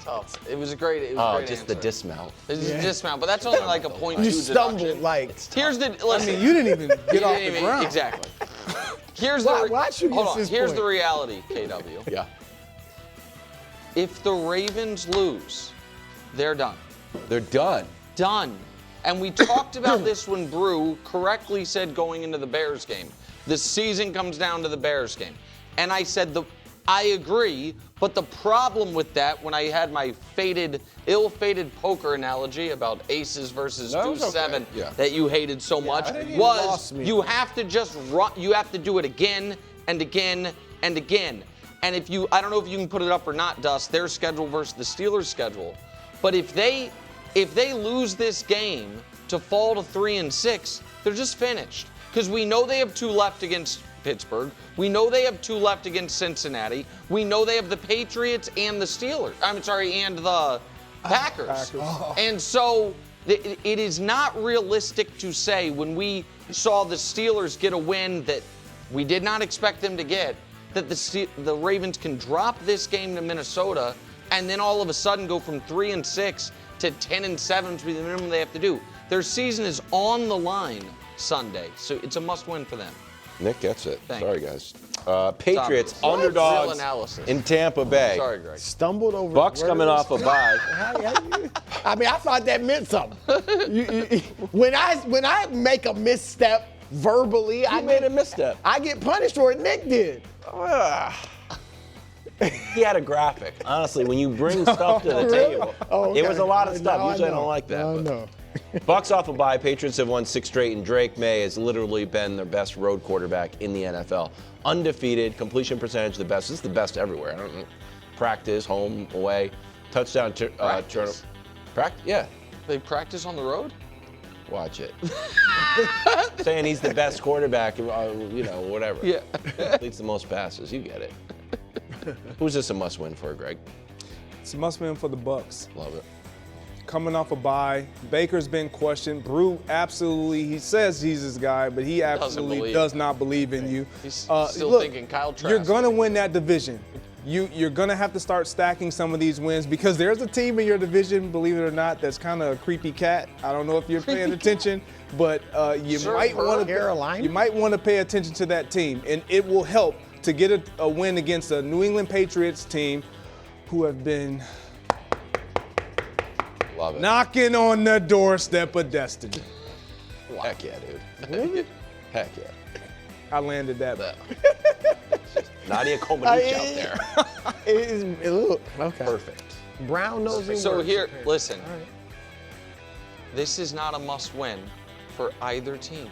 These are 2 really good playoff teams. Not even playing the game. I am playing the game. Here we go. Sometimes we have a double must-win. Sometimes it's not a must-win. This is not a must-win. Okay, that's fair. It would be disrespectful to the sentiment of must-win to act like these 2 teams that are combined 13-4, that both have at least one really good win already on their resume, with Tampa beating Seattle and with New England beating Buffalo. One of them has to lose. It's not going to be a disaster for either one of them. Somebody always has to lose. Not necessarily. Cowboys-Packers was a tie. Yeah, I know there's. Well, you said. This is the rare. Here we go. Double must-win. It's the opposite of that. It is a must-win for Bake and Drake. All right, a must-win for Bake. He already won. Because look, Give him the point. They're getting no love in these quarters, the Buccaneers, and many other quarters. Here's why not. Atlanta by 3. Yep. Houston by a point. The Jets, I know, Nick, the tough version of the Jets, by 2 points. All right? That kind of nullifies the one good win they have. Is it one good win over Seattle, right? And they beat San Francisco. But with their backup quarterback. Who might be their better. Anyway, so it is a must-win. So this would be a really good win for Tampa Bay, and it would raise their, what they are in my eyes. For Drake, he's in the MVP race. That's true. He is flat in the MVP race, and if he plays well, they already have won 6 straight, which is impressive. You beat Tampa Bay, Baker Mayfield. Oh, you might be a top Bruce ballot next week. I have to make a ruling on this before we go, Dust. I'm going to award no points. Why? we were looking for.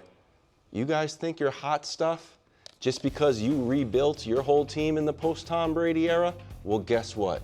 We did too. Now we're going to go into your building, put our feet up, and order a sandwich. No points. That's what we were looking for. Number 3, Eagles-Packers. This is the bonus round. It is worth 2, so anybody can win it. It's anybody's ball game still. But if you were to happen to award no points here, then I win, correct? Yes, no points is definitely on the board. Yeah. Eagles off a bye. Packers fresh off of being upset by the Panthers. Sirianni perfect with an extra week of rest. 4-0. I guess he's not a good coach. All he does is win games. Who knows? Nick, you're going first here. Who is this a must-win for? Unlike when Bruce says it, because every week Bruce like, this is the ultra rare, and like then but how rare is it if he does it literally every week? I love that. I checked the archives with Dusty. I've not had one of these since week 3, when it was Chiefs-Ravens, both teams 0-2, and it was like, what the heck is going on here? Yeah, we were like, what the heck? This is a double must-win. I like how you, For the Packers, they have 1 game left against a losing team, the Giants. It is a gauntlet moving forward, and they are on the precipice of being out of the playoff picture on a season they did go all in before. You look at who they have. It's divisional games. It's the Broncos, who I know you really believe in. It's the Ravens, who you really believe in, Brew. The Giants are the only soft spot left on their schedule. The Eagles, on the other hand, did make a choice by not trading A.J. Brown. They said, we are going to, and I don't need the Eagles' schedule because it's not about their schedule, because the Eagles are obviously going to win the division. They're obviously going to be a playoff team. But they cannot have the best vibes game they have all year without AJ into a bye, keep him, and then have some level of unrest after this game because he doesn't get the ball or they lose, whatever it is. So both of these teams face a critical moment. The Eagles off the bye, standing pat, and the Packers off an awful loss, double must win. What's your take on that? It is the rare I told you. double must win. See? Wow. It is the rare double must win. For the Eagles, it's a must win plus because you must win, but you also must send the message to Micah Parsons. The only thing that's changed, brother, is your address. All right? We owned you when you were in Dallas in our division, and we will own you now that you have moved up north to Green Bay. Nothing has changed but your address. And then for Green Bay, it's simple. Who are you, J-Lo? Are you J-Lo, future MVP winner as predicted by me, or are you J-No? No, J-No. I need to know. The Packers need to know with Tucker Kraft out for the season. Are you going to lift us? This is when the great quarterbacks do it, Wilds. When there's an injury and the team needs to know that he's going to carry us. So it's the rare double must win. Wow. This is, Wilds, the rare double must win. They're all just taking my cake. The double must They're all win just taking my for take. the Green Bay Packers and for yours truly. This is my Super Bowl team. Okay. You traded for Micah. I was super excited. This Eagles team is a team that has owned you, starting last season at the kickoff of the start of the season, and then they ended your season in the postseason. You can't allow this team to come into Lambeau and run through you because they have found their running game, like their Rico Dowdle in the Carolina Panthers. Like, I don't care what you do. If the Eagles come into Lambeau, you must fight.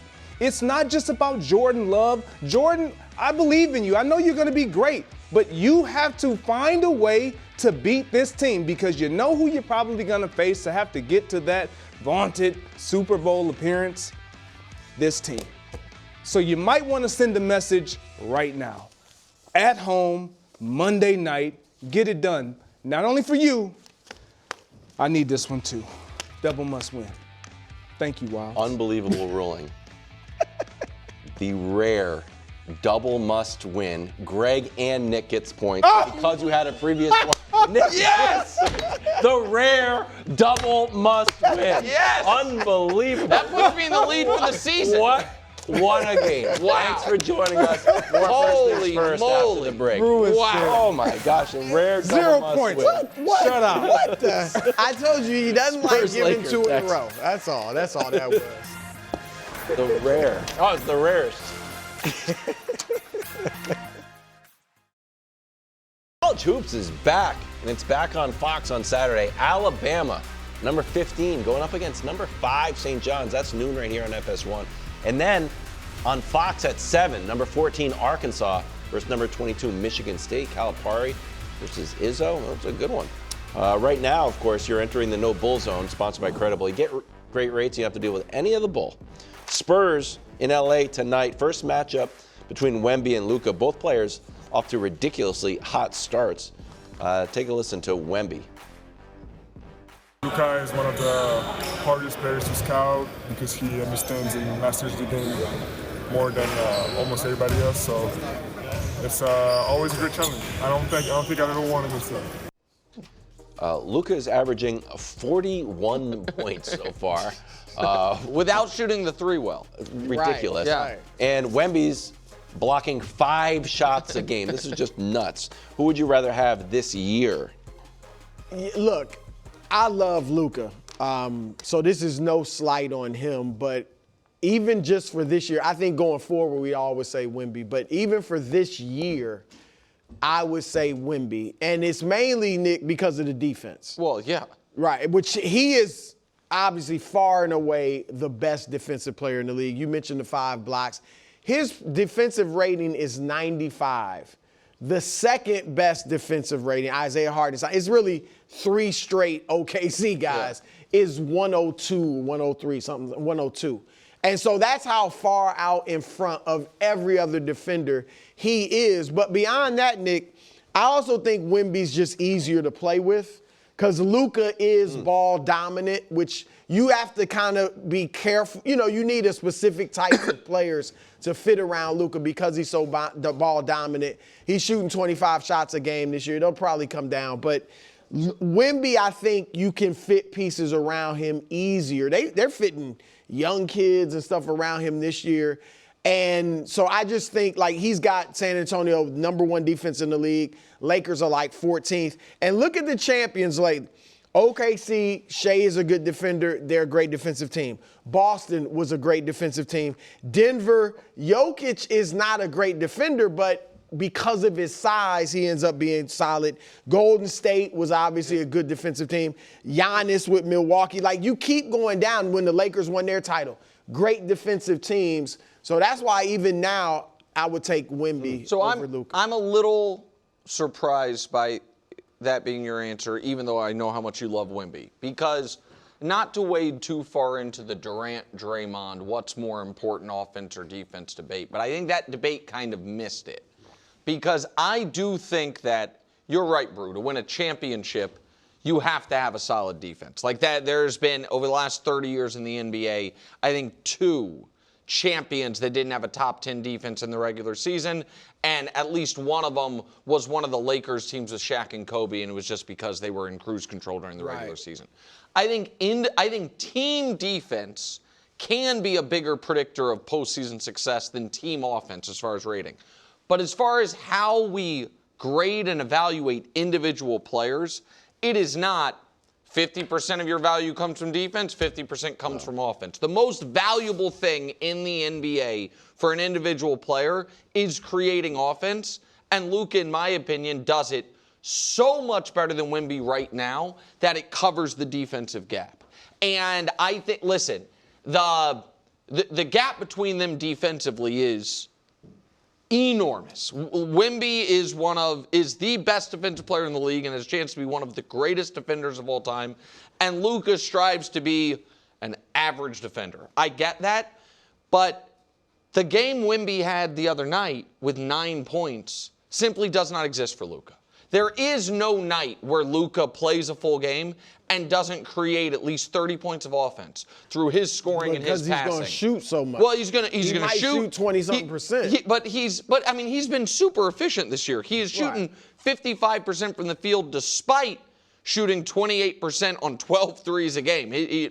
And so right now, this moment, I think Luka is the better player.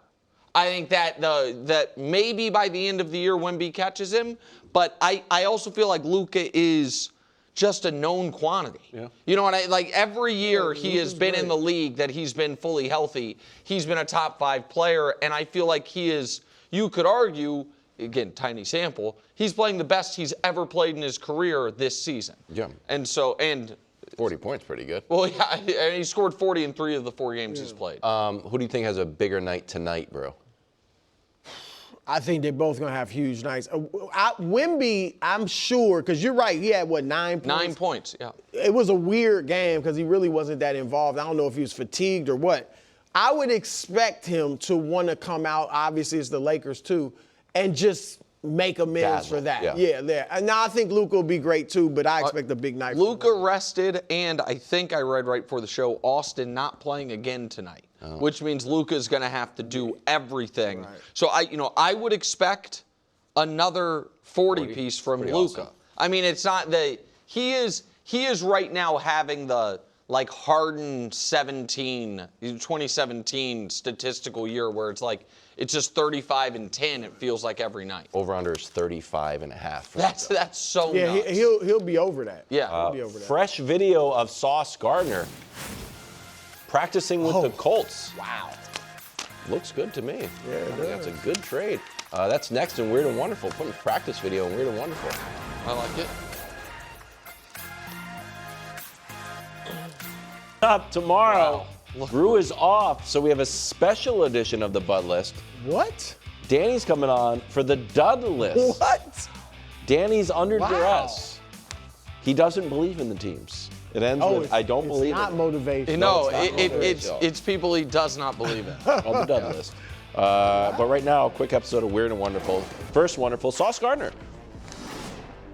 Back on the practice field. Oh, look at that, causing fumbles. Yeah. He's headed to Germany, play the Falcons with the Colts. I'm excited for this. Look, he's causing havoc out there. I know this is obvious, or maybe it's not, I don't know. He does have freakishly long arms, and you notice that, whenever you watch him, you notice it. I think maybe just because of the sleeves, it stands out here. What's the timeout? What? What's going on here? What were they playing? Dodgeball? Well, I don't know. I don't think it's a real drill that he was, I mean, he forced a fumble on a guy wearing a red no contact jersey, which makes me think it wasn't a real drill. Well, this one I buy right here. So then watch it, I'm like, well, this is one of the best defenders in the. This is he blocked that. It looks like it's just this guy in behind. Look, that guy's just playing dodgeball. He's just having fun. Yeah, well, balls flying all over the place. What's going on? Listen, I just want to be on the record. I think he's going to be really good. I think Sauce is. He's had a down year and a half. I think he's going to be good. Don't you think you couldn't help but get rejuvenated, at least you would hope, right? You would hope. Now listen, if I'm a Jets fan, I'm like, I would have hoped the $120 million contract we signed you to 10 weeks ago would have had you rejuvenated. But it's a very team-friendly deal. Well, I've been reading it made it very tradable because it was not a signing bonus, it was option bonuses. That's why they were able to trade him. Wonderful. 2 Dunk of the Year candidates. New way that we're doing this now. We're going to put the Dunk of the Year candidates. I don't want to belittle that guy, but it just doesn't stand up compared to the next. This one, Zion Sensley? It's nice. It's nice. Of UC Santa Barbara? Yeah, it was nice. But this next one is ferocious. Then it was Kentucky versus Nichols, Colin Chandler. They're going head-to-head in the Dunk of the Year. The loser of this will be eliminated, so we will never see Sensley's dunk again. Yeah, okay? I mean, the Kentucky kid wins it. Yeah, that has got us be in the running. We'll see if we see a better dunk in college this year. Yeah. Okay. Kentucky, and he posed in the air when he weird.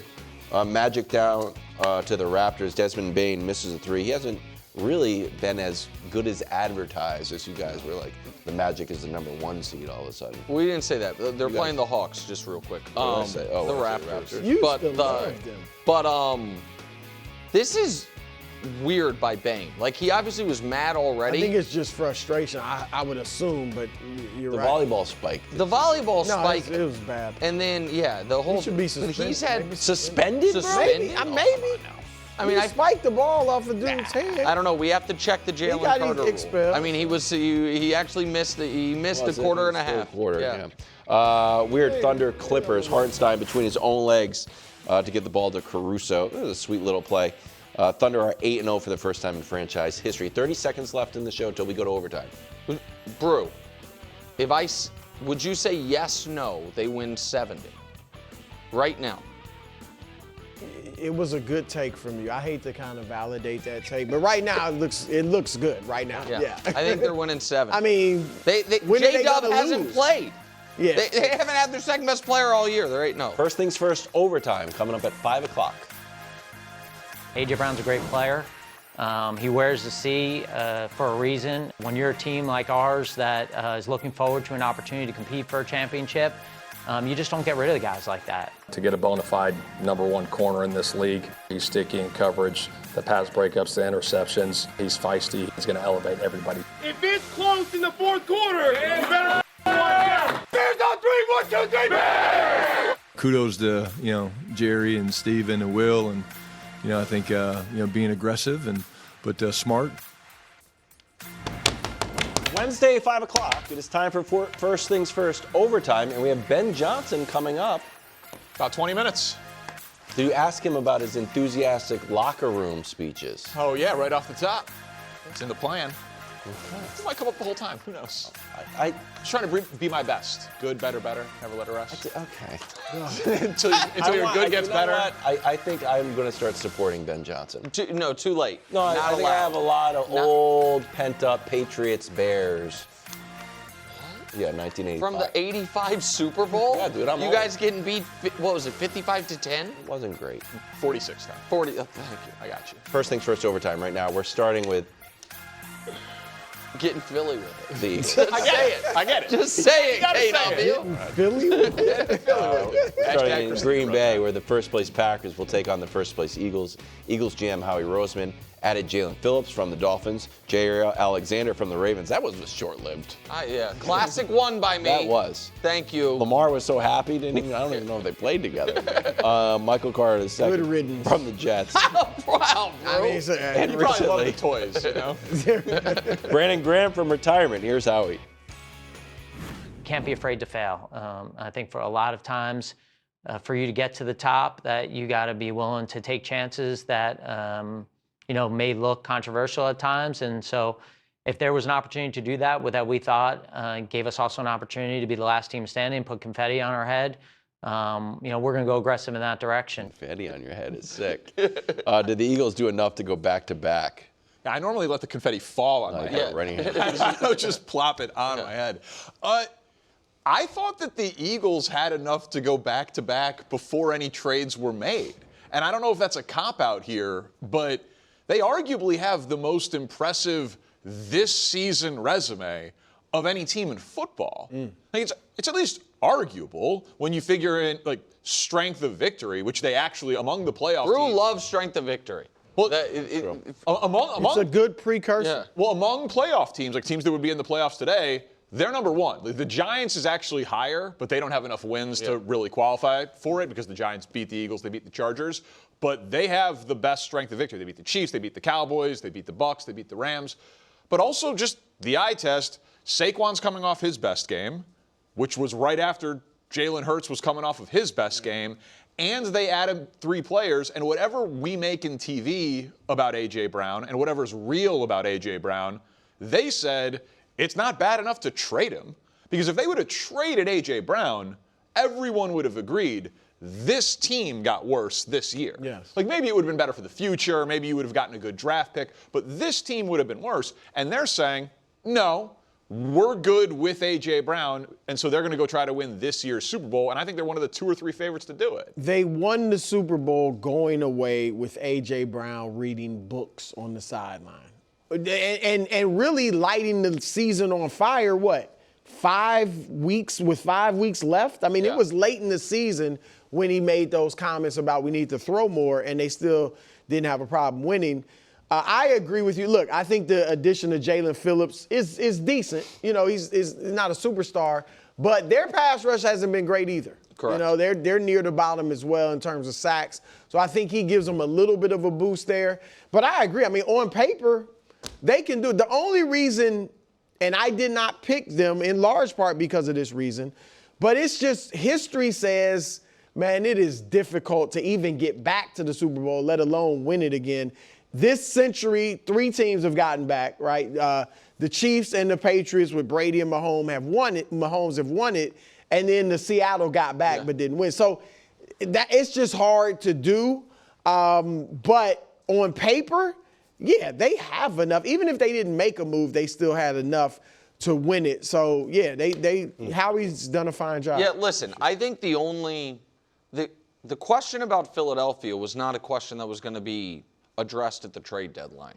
I do think adding Jalen Phillips was a real impact addition. Yep. That is, while everyone was talking about the Chiefs adding Breece Hall, I would have liked if they had added some Jalen Phillips, or something like that. He's probably the best edge rusher moved, right? That was available. That was moved. I think it was definitely, definitely the best edge rusher moved at the deadline. Him and Quinnen Williams for best rusher. Yeah. And so I like that move, but I don't think that's the question for them, because I do believe if Philadelphia doesn't reach their ultimate goal, I don't think it's going to be because they don't get enough pressure, in part because I think Jalen Carter can attract enough attention that you're not going to be awful at getting to the quarterback when you have healthy Jalen Carter.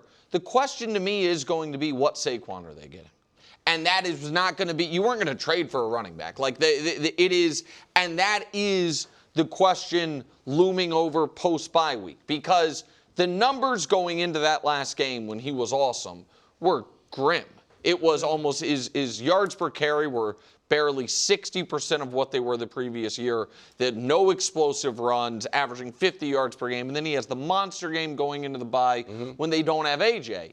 And I don't think this team is at its best when they have to just turn Jalen Hurts into a drop-back passer. I don't think it's what they want to do. They have shown when they in an emergency press that button, he has come through quite often in that spot. But I don't think that's their path for 3 consecutive playoff victories leading into a Super Bowl.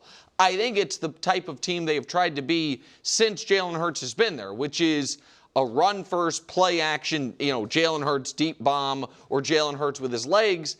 And Jalen's not running as much this year, and they need Saquon. So that, to me, is the overwhelming question about your Super Bowl pick was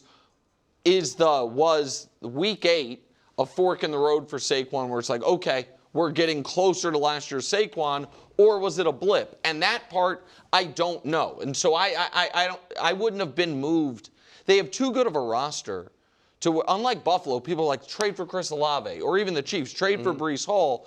Once they added Jalen Phillips, there was nobody out there really where you're like, man, the Eagles need to go get totally right. What? Because, and that's a testament to Howie, it's because they don't really have a lot of holes, and on defense, it's young players that they want to play because they want them to get the experience. Yeah, I mean, Howie Roseman is probably the best general manager in football. Not every trade that he makes works. They did the Robert Quinn trade last year. It didn't really do any dividends for them, but we were talking about the value of the draft pick that they gave up. They traded their 3rd-round pick for Phillips, and they still have the Jets' 3rd-round pick. Yeah. That's probably 20 picks difference, 25 picks difference in this round. So they're just a very well-run organization. The reason I'd have optimism about Saquon, though, offensive line's getting healthier. Like if the offensive line is healthy and he can get back to last year where those yards before contact, he was best in the NFL, which is what it looked like in that last game, he's good. Like I don't think Saquon fell off a cliff here. My guess is that game last week, or I guess a week ago because of the bye, was not a blip for him. My buddy from Philly the one who was hollering at us at the Super Bowl, saying, was he in New Orleans when we were up on the thing? He was, yes. Yeah, yeah, that's yes. okay. Wow. Yes, my buddy, Wiles doesn't have a lot of friends, so I can identify him very quickly. Yeah. He was big on, like, the Eagles were planning on a 20-game season for Saquon. And that's one of the reasons why, like, you would see, like, less usage. Now, and that was probably just well, they clearly optimism. No, listen. You don't trade multiple picks for Tank Bigsby. You don't have, gosh darn it, the big guy, AJ Dillon. Quadzilla, thank you. They clearly want Saquon to be fresh going into the postseason. And to be clear, I don't think Saquon is bad. I do think he might be tired. And I don't know that just the bye week is enough to get over. So here's the weird thing. Yeah. They're 98% to win in the division. The Cowboys are done. The Commanders are done. The Giants are done. Yeah. So how do you use Saquon from here on out? Well, I super value the bye. So I don't think that they can just go into third gear and be like, we're gonna win the division, we're gonna have a home playoff game.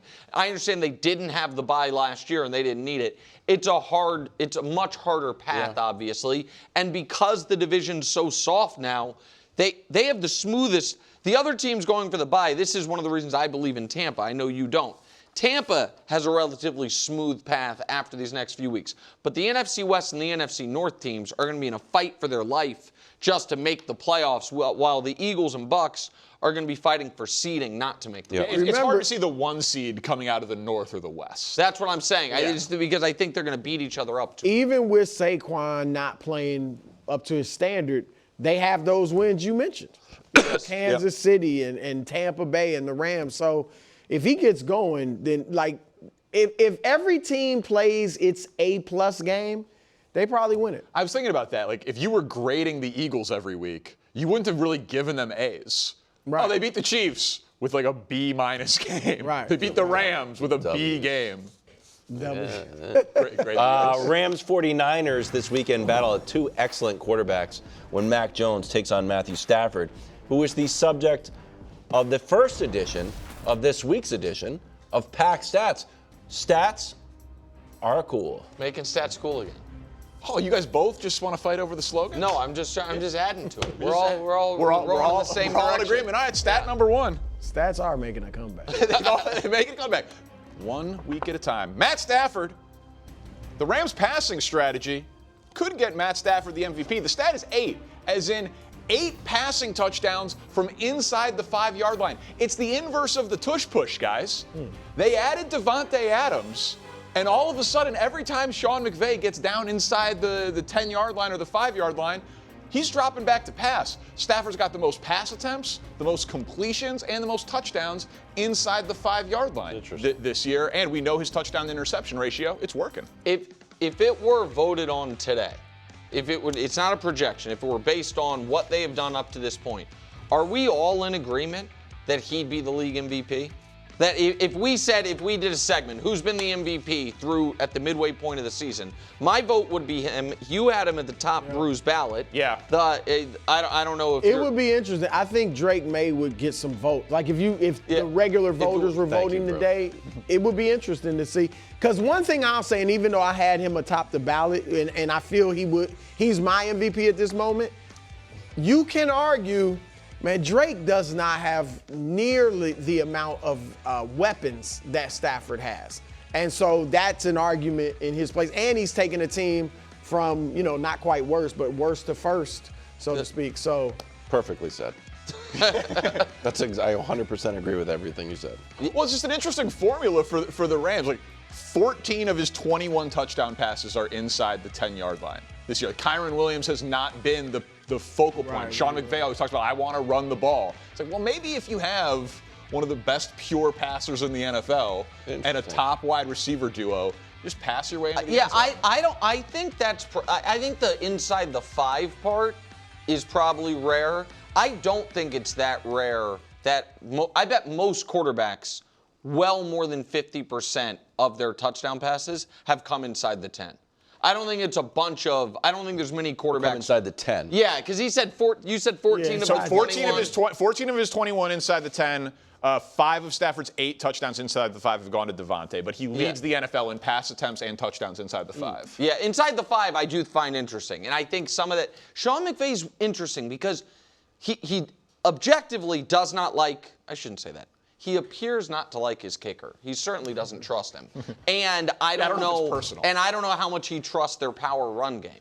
And so I think he just feels like in gotta have it spots or in the most high leverage spots, I'd rather just put the ball in Stafford's I'll take the tush push.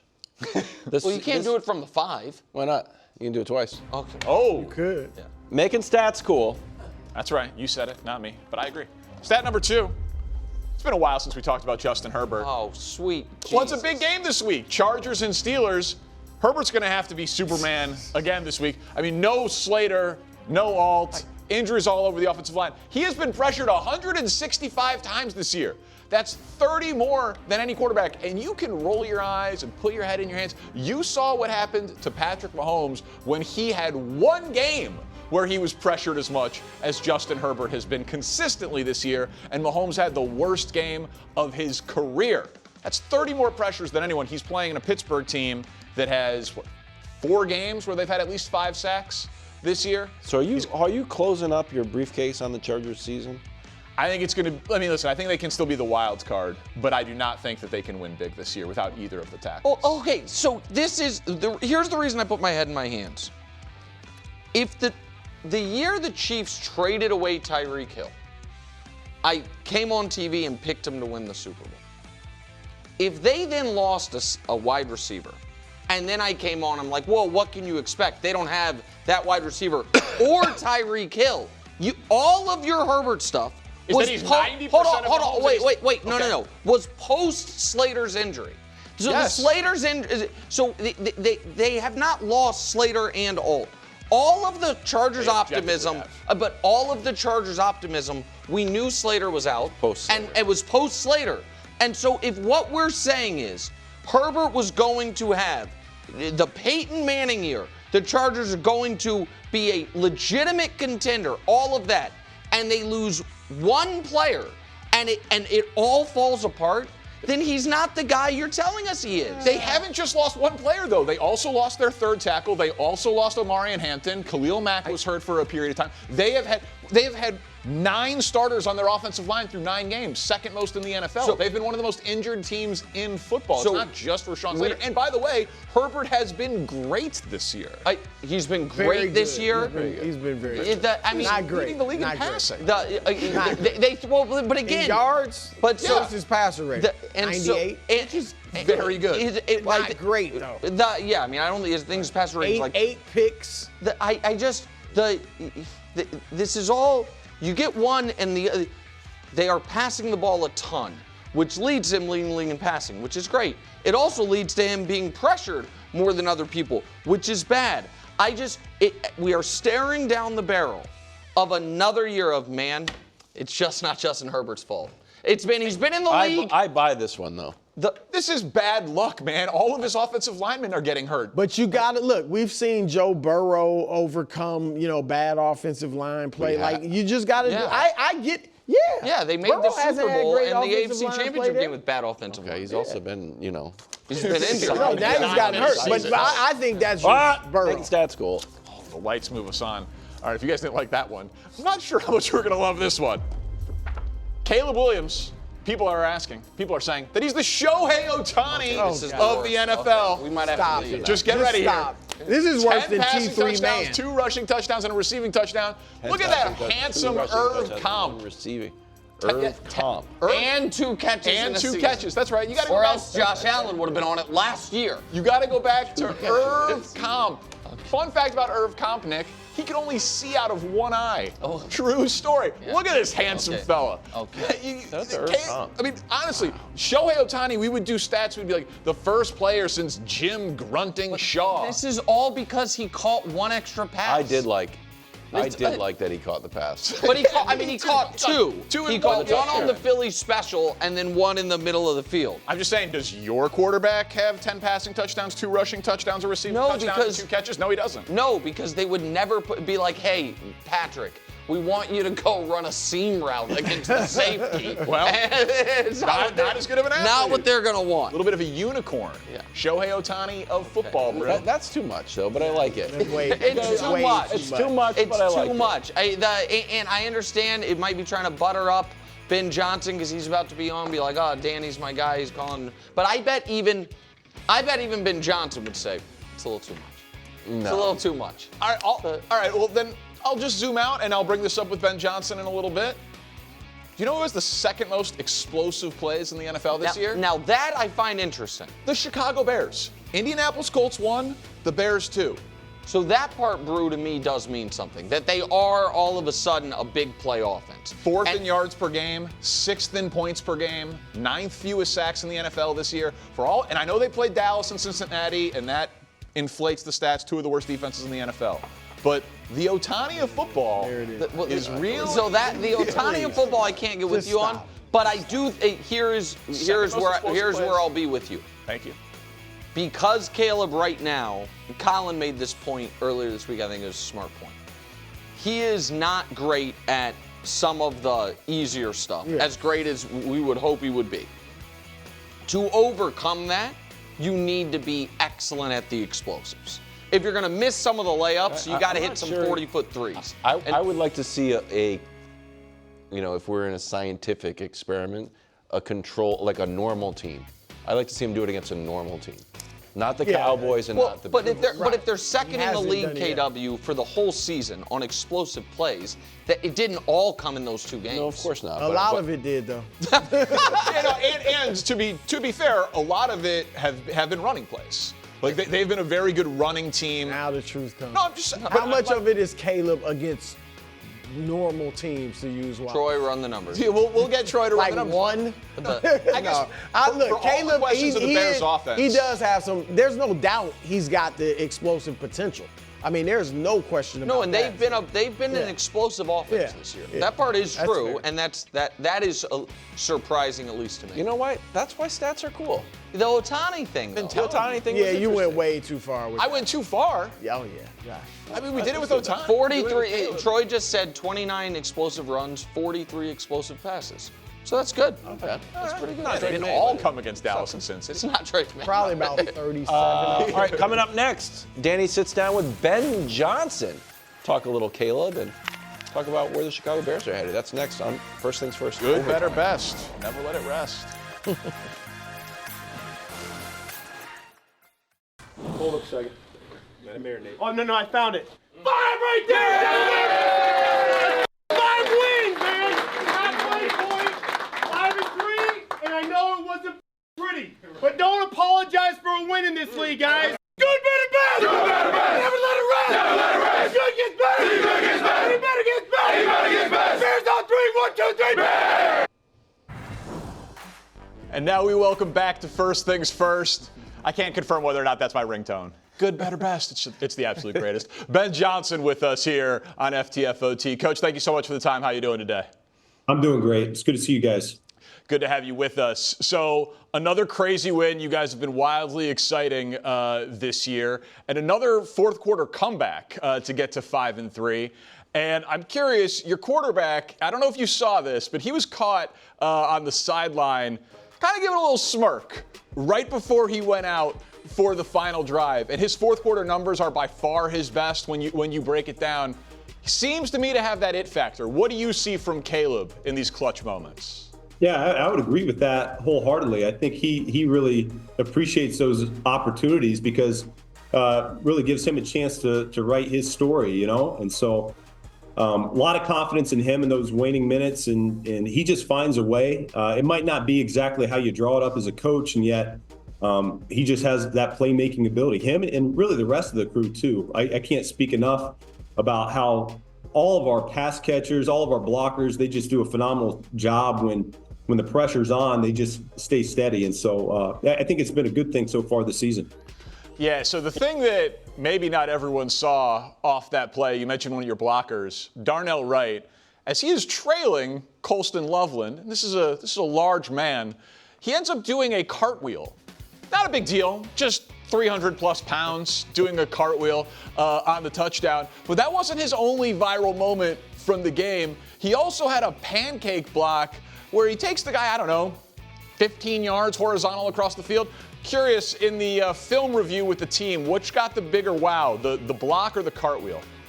Yeah, definitely the block. A little collateral damage there, too, with DJ getting caught in the wash. So those wideouts got to watch their backs there, don't they, Greg? Yeah. No, I mean, the guy's a freak, man. There's not a whole lot he can't do. You know, it's him blocking right now, but I'm telling you, he does some things in practice. We've thrown him the ball a couple times, and he looks as good as any of our pass catchers, to be honest with you. So, yeah, it's pretty impressive. Preview of things to come? Darnell Wright, pass catcher? Possible. We'll see. We'll see. Everything's on the table. Coach, you've always alluded to how you envision this offense looking. And obviously with Caleb at the helm, how do you view his growth in allowing that offense to look the way that you've desired it to look week in and week out? We're getting there. We're making a lot of progress. We talked about it at our bye week that we wanted the second quarter of the season to see our run game come on. And so I think that's happened to a large degree. I'm very pleased with our progress there. Our combinations up front are looking a lot cleaner. I think our backs are trusting what they're seeing a lot more and they're running hard. And so with that starting to ignite, I think the rest of the offense is really going to take off as well. Caleb is starting to get a lot more comfortable with some of these concepts. It's now his third, fourth, fifth reps of some of these things in game settings, and I think you're starting to see it add up. He's playing faster. We're still working through some of these mechanical issues with our footwork tied in with where our eyes and where everything needs to be. But that's a young player learning the offense for the first time. So none of that's surprising to any of us. But I think we're right on track. I'm really excited to see where this thing goes second half of the season. Yeah, it's interesting. I know you won't spike the ball on it, and I know you're in a coach speak and game week and all of that stuff, but we're 8 games into this thing, and I see the smirk there. If I put up some of the offensive stats so far, I've been watching the Bears for 40 years. You're 8 games into the Ben Johnson era. You guys are 6th in the NFL in points. That's not since the bye. That's not just against bad defense. 6th in points, 2nd in explosive plays, top 10 in sacks allowed, 4th in rushing. Is it where you want it to be at this point in the season? Are you on track, Coach? Well, I don't even look at those so much as we've had 8 games and we've scored enough to win 5 of them so far. And so that's the number one thing that we're looking to do each and every week, whatever it takes to win ball games, whether that's run, throw, we got to score in the red zone. We can still play a lot cleaner brand of football. We haven't even gotten there yet. We made some strides in the red zone and with our penalties last week, but it's still not where it needs to be for us, especially when you look at some of these really good defenses we're going to face here second half of the season. And so it's a small sample size. I can't take too much stock in those stats at this hour, but I'm really pleased with what we're doing so far, and I think we're going to continue to improve. We're starting the third quarter of the season, and we've got goals set out, and that's what we got to achieve. Coach, I'm going to throw a different type of question at you because I had the luxury of having you in the building with me down in Miami. We were there together, and you always went to work with a level of detail and intensity in terms of your preparation.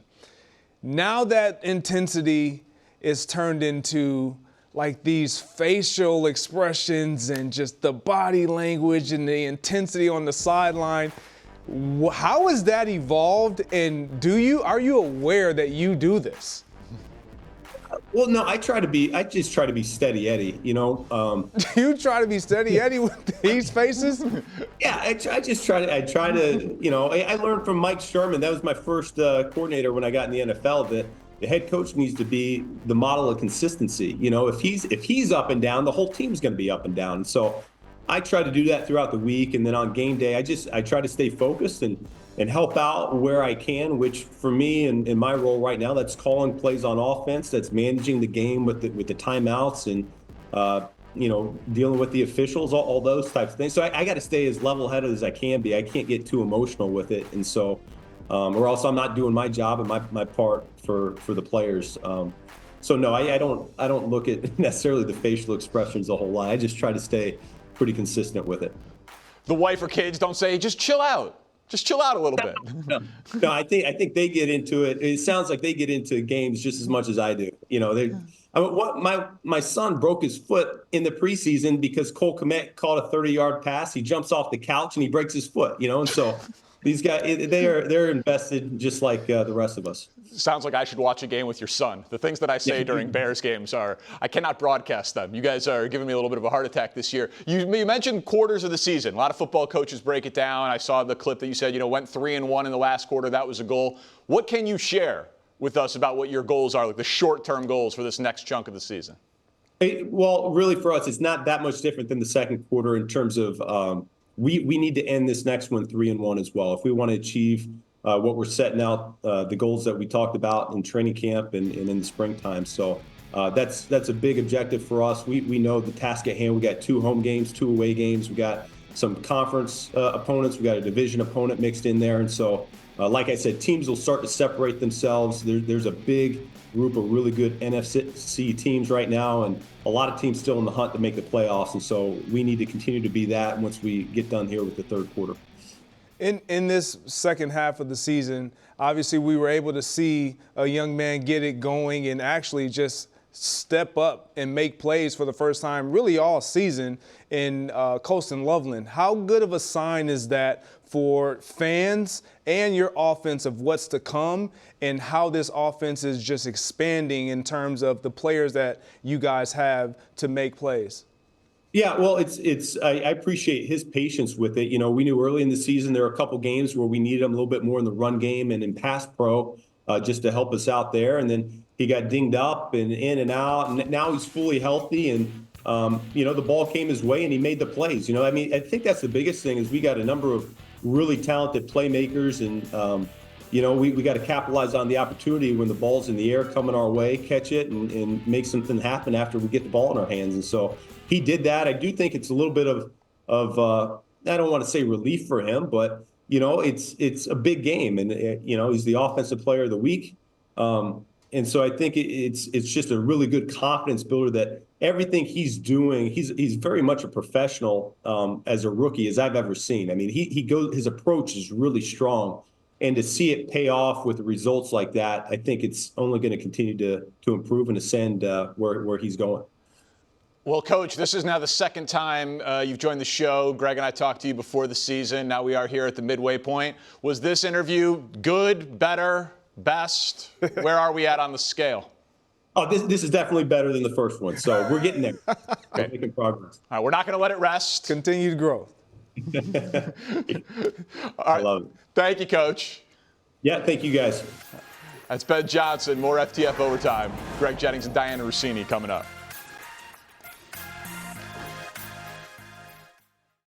So we're very lucky to have NFL insider Diana Rossini out here with Greg Jennings and myself because ahead of yesterday's trade deadline, Cowboys made moves for their, we'll say, highly criticized defense. They got Logan Wilson from the Bengals, Quinnen Williams from the Jets. That was, of course, after Jerry Jones insinuated that there would be no defensive transactions that could make much of a difference. Just figure it out for yourself. Here's head coach Brian Schottenheimer on the moves.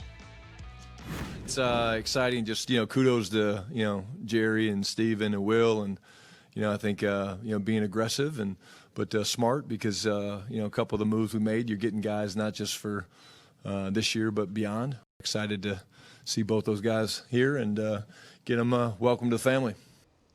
All right, Jerry, that's Jerry Jones and Brian Schottenheimer. Diana, are you buying that the Cowboys got this right? Can you believe that Jerry Jones didn't lie to me a couple weeks ago? Remember I said to you guys, he said, I'm going to make a move and it won't be pass rush. But then the week after he talked to you, he said that they weren't going to make a move. This is back and forth. You got to clear it out. It's very confusing. Here's the problem, though. I don't think they have a plan. I don't think there is any philosophy here. I think in his mind, he has these picks and he brags about it, right? He's like, look what I got from Micah. You may not agree that I made this trade, but look what I got in return. And he admitted he's 83 years old. And as soon as I heard him say that the other day in an interview, then it kind of put up the red flag of, okay, he is aware he's getting old. He doesn't have that much time. And I hate to be so morbid, but the reality is he doesn't have a lot of time.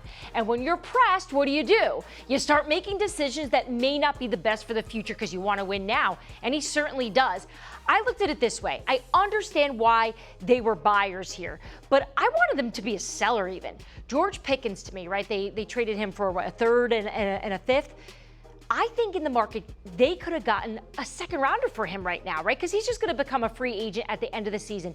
Jerry would have been able to get even more picks back because teams have to have honest conversations with themselves at this point. In fact, I had this conversation myself with an owner recently. A GM of his called and said, hey, we're going to make this trade. What do you think? He said, will this get us to the Super Bowl? Will this trade make it happen? And he said, no. He goes, well, then don't do it. No one's asking Jerry that, right? There's no checks and balances in Dallas, but I don't think these moves are getting them to the Super Bowl, Greg. So no, not this year. No, I don't think he got it wrong. I think if we look at what they did with Micah and the picks that they were able to acquire, you would think that you would have moved a little quicker, a little sooner, earlier in the year when there was still time to kind of fortify what you knew you didn't have.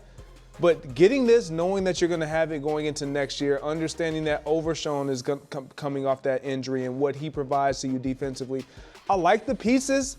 I think it makes sense, and they will be better. Like, Quinnen Williams is a all-pro. Like, they'll be better, but for what? They're the 11th seed in the NFC. Right now, yes. Not for this year. Sure. And so listen, you could argue that Quinnen Williams would not have been available in the offseason, so you make the trade now.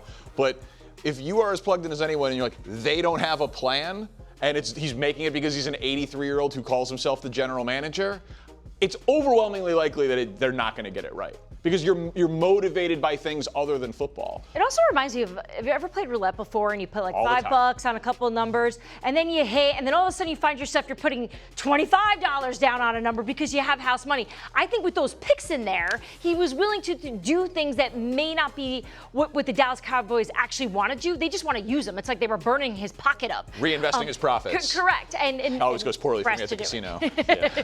Let's go to Philly, a team that's much more trusted around these trades with Howie Roseman. They got ahead of the deadline with Jalen Phillips, then Jair Alexander, Michael Carter. Names not seen, though, A.J. Brown. He is remaining in Philly. Here's the aforementioned Howie Roseman on A.J. When you're trying to be a great team, it's hard to trade great players. And A.J. Brown's a great player. He wears the C for a reason. He's an important part of this team, of this organization.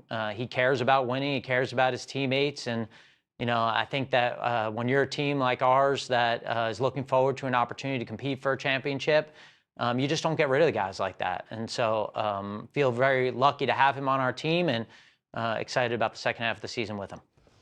So I think it would have been ludicrous to trade A.J. Brown. Like, if they would have lost both games to the Giants or lost both games to the Giants and lost the Vikings game, and we were talking about an Eagles team that was on a 4-game losing streak, well, then maybe. Yeah. But A.J. Brown did weird stuff last year, and you won the Super Bowl. He's a top 5 receiver in the sport. You were one of the 3 favorites to win this year's Super Bowl. Trading A.J. Brown would have been terrible, and they clearly are used to the chaos, so no, I'm not surprised they kept him. Yeah, the C on his uniform was "call me," right? That from A.J. Brown's perspective, probably, right? Because here's the thing, I feel like Philly is in denial about where A.J. Brown is at, right? No one wants to just say it. He's not happy. It's very obvious. You look at the captions on social media. He's reading the book last year. This is obvious. This is simmering and simmering. So when you ask, am I surprised they didn't trade him? No, because Philly put out the bat signals to the world. We're not moving him. It also didn't make sense financially, right? They had to do a couple gymnastics to make that work. It would have cost them tons. But that being said, how is this going to look in the second half of the season? How is this going to get better? I think it's all on the shoulders of Saquon Barkley. If the run game, as we've discussed before, the run game takes off, the offensive line can get healthy, the passing game will open up, and then AJ will be fed. But is he ever going to really be happy in this offense with Jalen Hurts? See, it's not a matter of him being happy right now. It's a matter of what are we going to get despite him being disgruntled, despite him not getting the opportunities that he feels like he should be awarded. Look, when you have the type of locker room that they have, with Jalen Hurts in that locker room, Saquon Barkley, Lance Johnson, and when you have pros, you can deal with this. You can have a guy who's a little on edge at times, but you have to have the guys within the locker room that can bring everything back together, that's not going to rattle, that's not going to crumble, that's not going to bend to just these type of attitude, antics, whatever you want to classify them as. A.J. Brown is going to still produce for this team. And Howie Roseman said it. He speaks to it. You talk about somebody who has a plan, he has a plan. Yep. They always have a plan. You don't trade away players like this if you're trying to go and repeat as a champion. I just wonder what would have happened if they weren't on a bye week right before the trade, right? Because he was unhappy after Minnesota after he had 2 touchdowns, 120 yards. they had that week off where he didn't play football, so he wasn't upset about anything because he didn't have anything to react to. What if they had played and he was miserable? And maybe he's asking for a trade instead, or putting up another caption. I don't want to be in Philly. Who knows? I just think this worked out in favor of Philly because they need him. After Lane Johnson, he's the best player on that team. And then they can revisit it in the offseason. Yeah, exactly. Right? Maybe you don't win the Super Bowl and he's disgruntled and you trade him in the offseason, but they can still win this one. Let's go to the team with the biggest trade of the deadline. The Colts got a new player. Big headline, Sauce Gardner, 2 first-round picks. A.D. Mitchell goes out. Head coach Shane Steichen likes this for his team. I bet he does at 7-2 with Sauce Gardner. Take a listen. His resume speaks for itself, Pro Bowler, All-Pro. So to get a guy into the building like that, it just elevates everybody around us. So really excited to add him to the fold. To get a bona fide #1 corner in this league, like I said, it elevates everybody around us. He's got all the elite traits you look for. He's sticky in coverage, the pass breakups, the interceptions. He's feisty, he's aggressive. Just to add that to the fold of the back end with the guys we already got back there, like I said, it's going to elevate everybody. So for me, I like this one more on the Jets side because they were a bad team with him, and you got rid of him, and now you got a bunch of picks, and you free yourself of the money. I don't normally like trading multiple first-round picks and then some for a defensive player who isn't Micah Parsons, Khalil Mack. Sauce Gardner, very good player, but not having his best season so far. It was a huge need for the Colts, so I guess I respect the aggression. And the other piece of it for Indy, they don't have to immediately pay him. He's already under contract, so they don't have to reset the market there. Who do you think won the trade? I agree with you. I think the Jets did, but I think it's more because of the mystery of what they're going to be. I know what the Colts are. I know what Daniel Jones is, right? And obviously Indy thinks that Daniel Jones is the future, right? Yeah, you don't make this move if you don't think he's your quarterback with what you give up in terms of draft capital, because it's obvious they can't go after a top one. And they're going to be committed to him and most likely do a deal with him. But that being said, I just think the idea of what the Jets could be in 3 years, we're either having a conversation right now, guys, that holy cow, this team is dangerous, they are good, or we're having a conversation who the next general manager is going to be. Like, do you hear you guys? You talking about the Jets? Stop it. Look, the Indianapolis Colts and what they have done thus far through the course of the season, I have identified we have a chance. Not many teams can say that at this point in the season. When you have that chance, you take a risk and you put your money all in, your chips all in, and you say, you know what, we're going to go for it. Wow, roulette from Diana, poker from you. This is my kind of show. Keep it coming. If this pays off, you know who we're going to be saying got the best end of this deal? The Indianapolis Colts. Yeah. Listen, if Sauce Gardner solves their problem and they win a Super Bowl, I'm with you. And that's the Jalen Ramsey argument. Correct. I didn't love the Jalen Ramsey trade at the time, and then he only had one contract at the Rams. But they won a Super Bowl, so who cares? But you're now all in with Daniel Jones. Yes, you are. And you don't like that. I think it's a little risky. Yeah. You're giving credit to Chris Ballard and that entire organization for being aware of, like, look, we can do it now. I give credit to the New York Jets to say, we stink, tear it down, let's rebuild this thing over the next 2 years. It was a great deadline. I think that's more to come for the NFL. Next.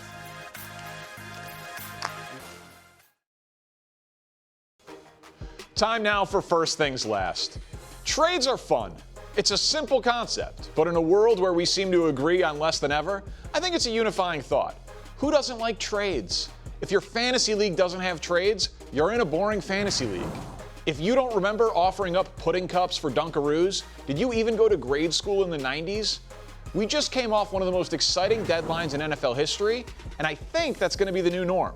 NFL owners pushed the trade deadline back to after Week 9 starting last year as a response to the lengthened 17-game season. The later deadline allows for more teams to come to the realization that they should be sellers.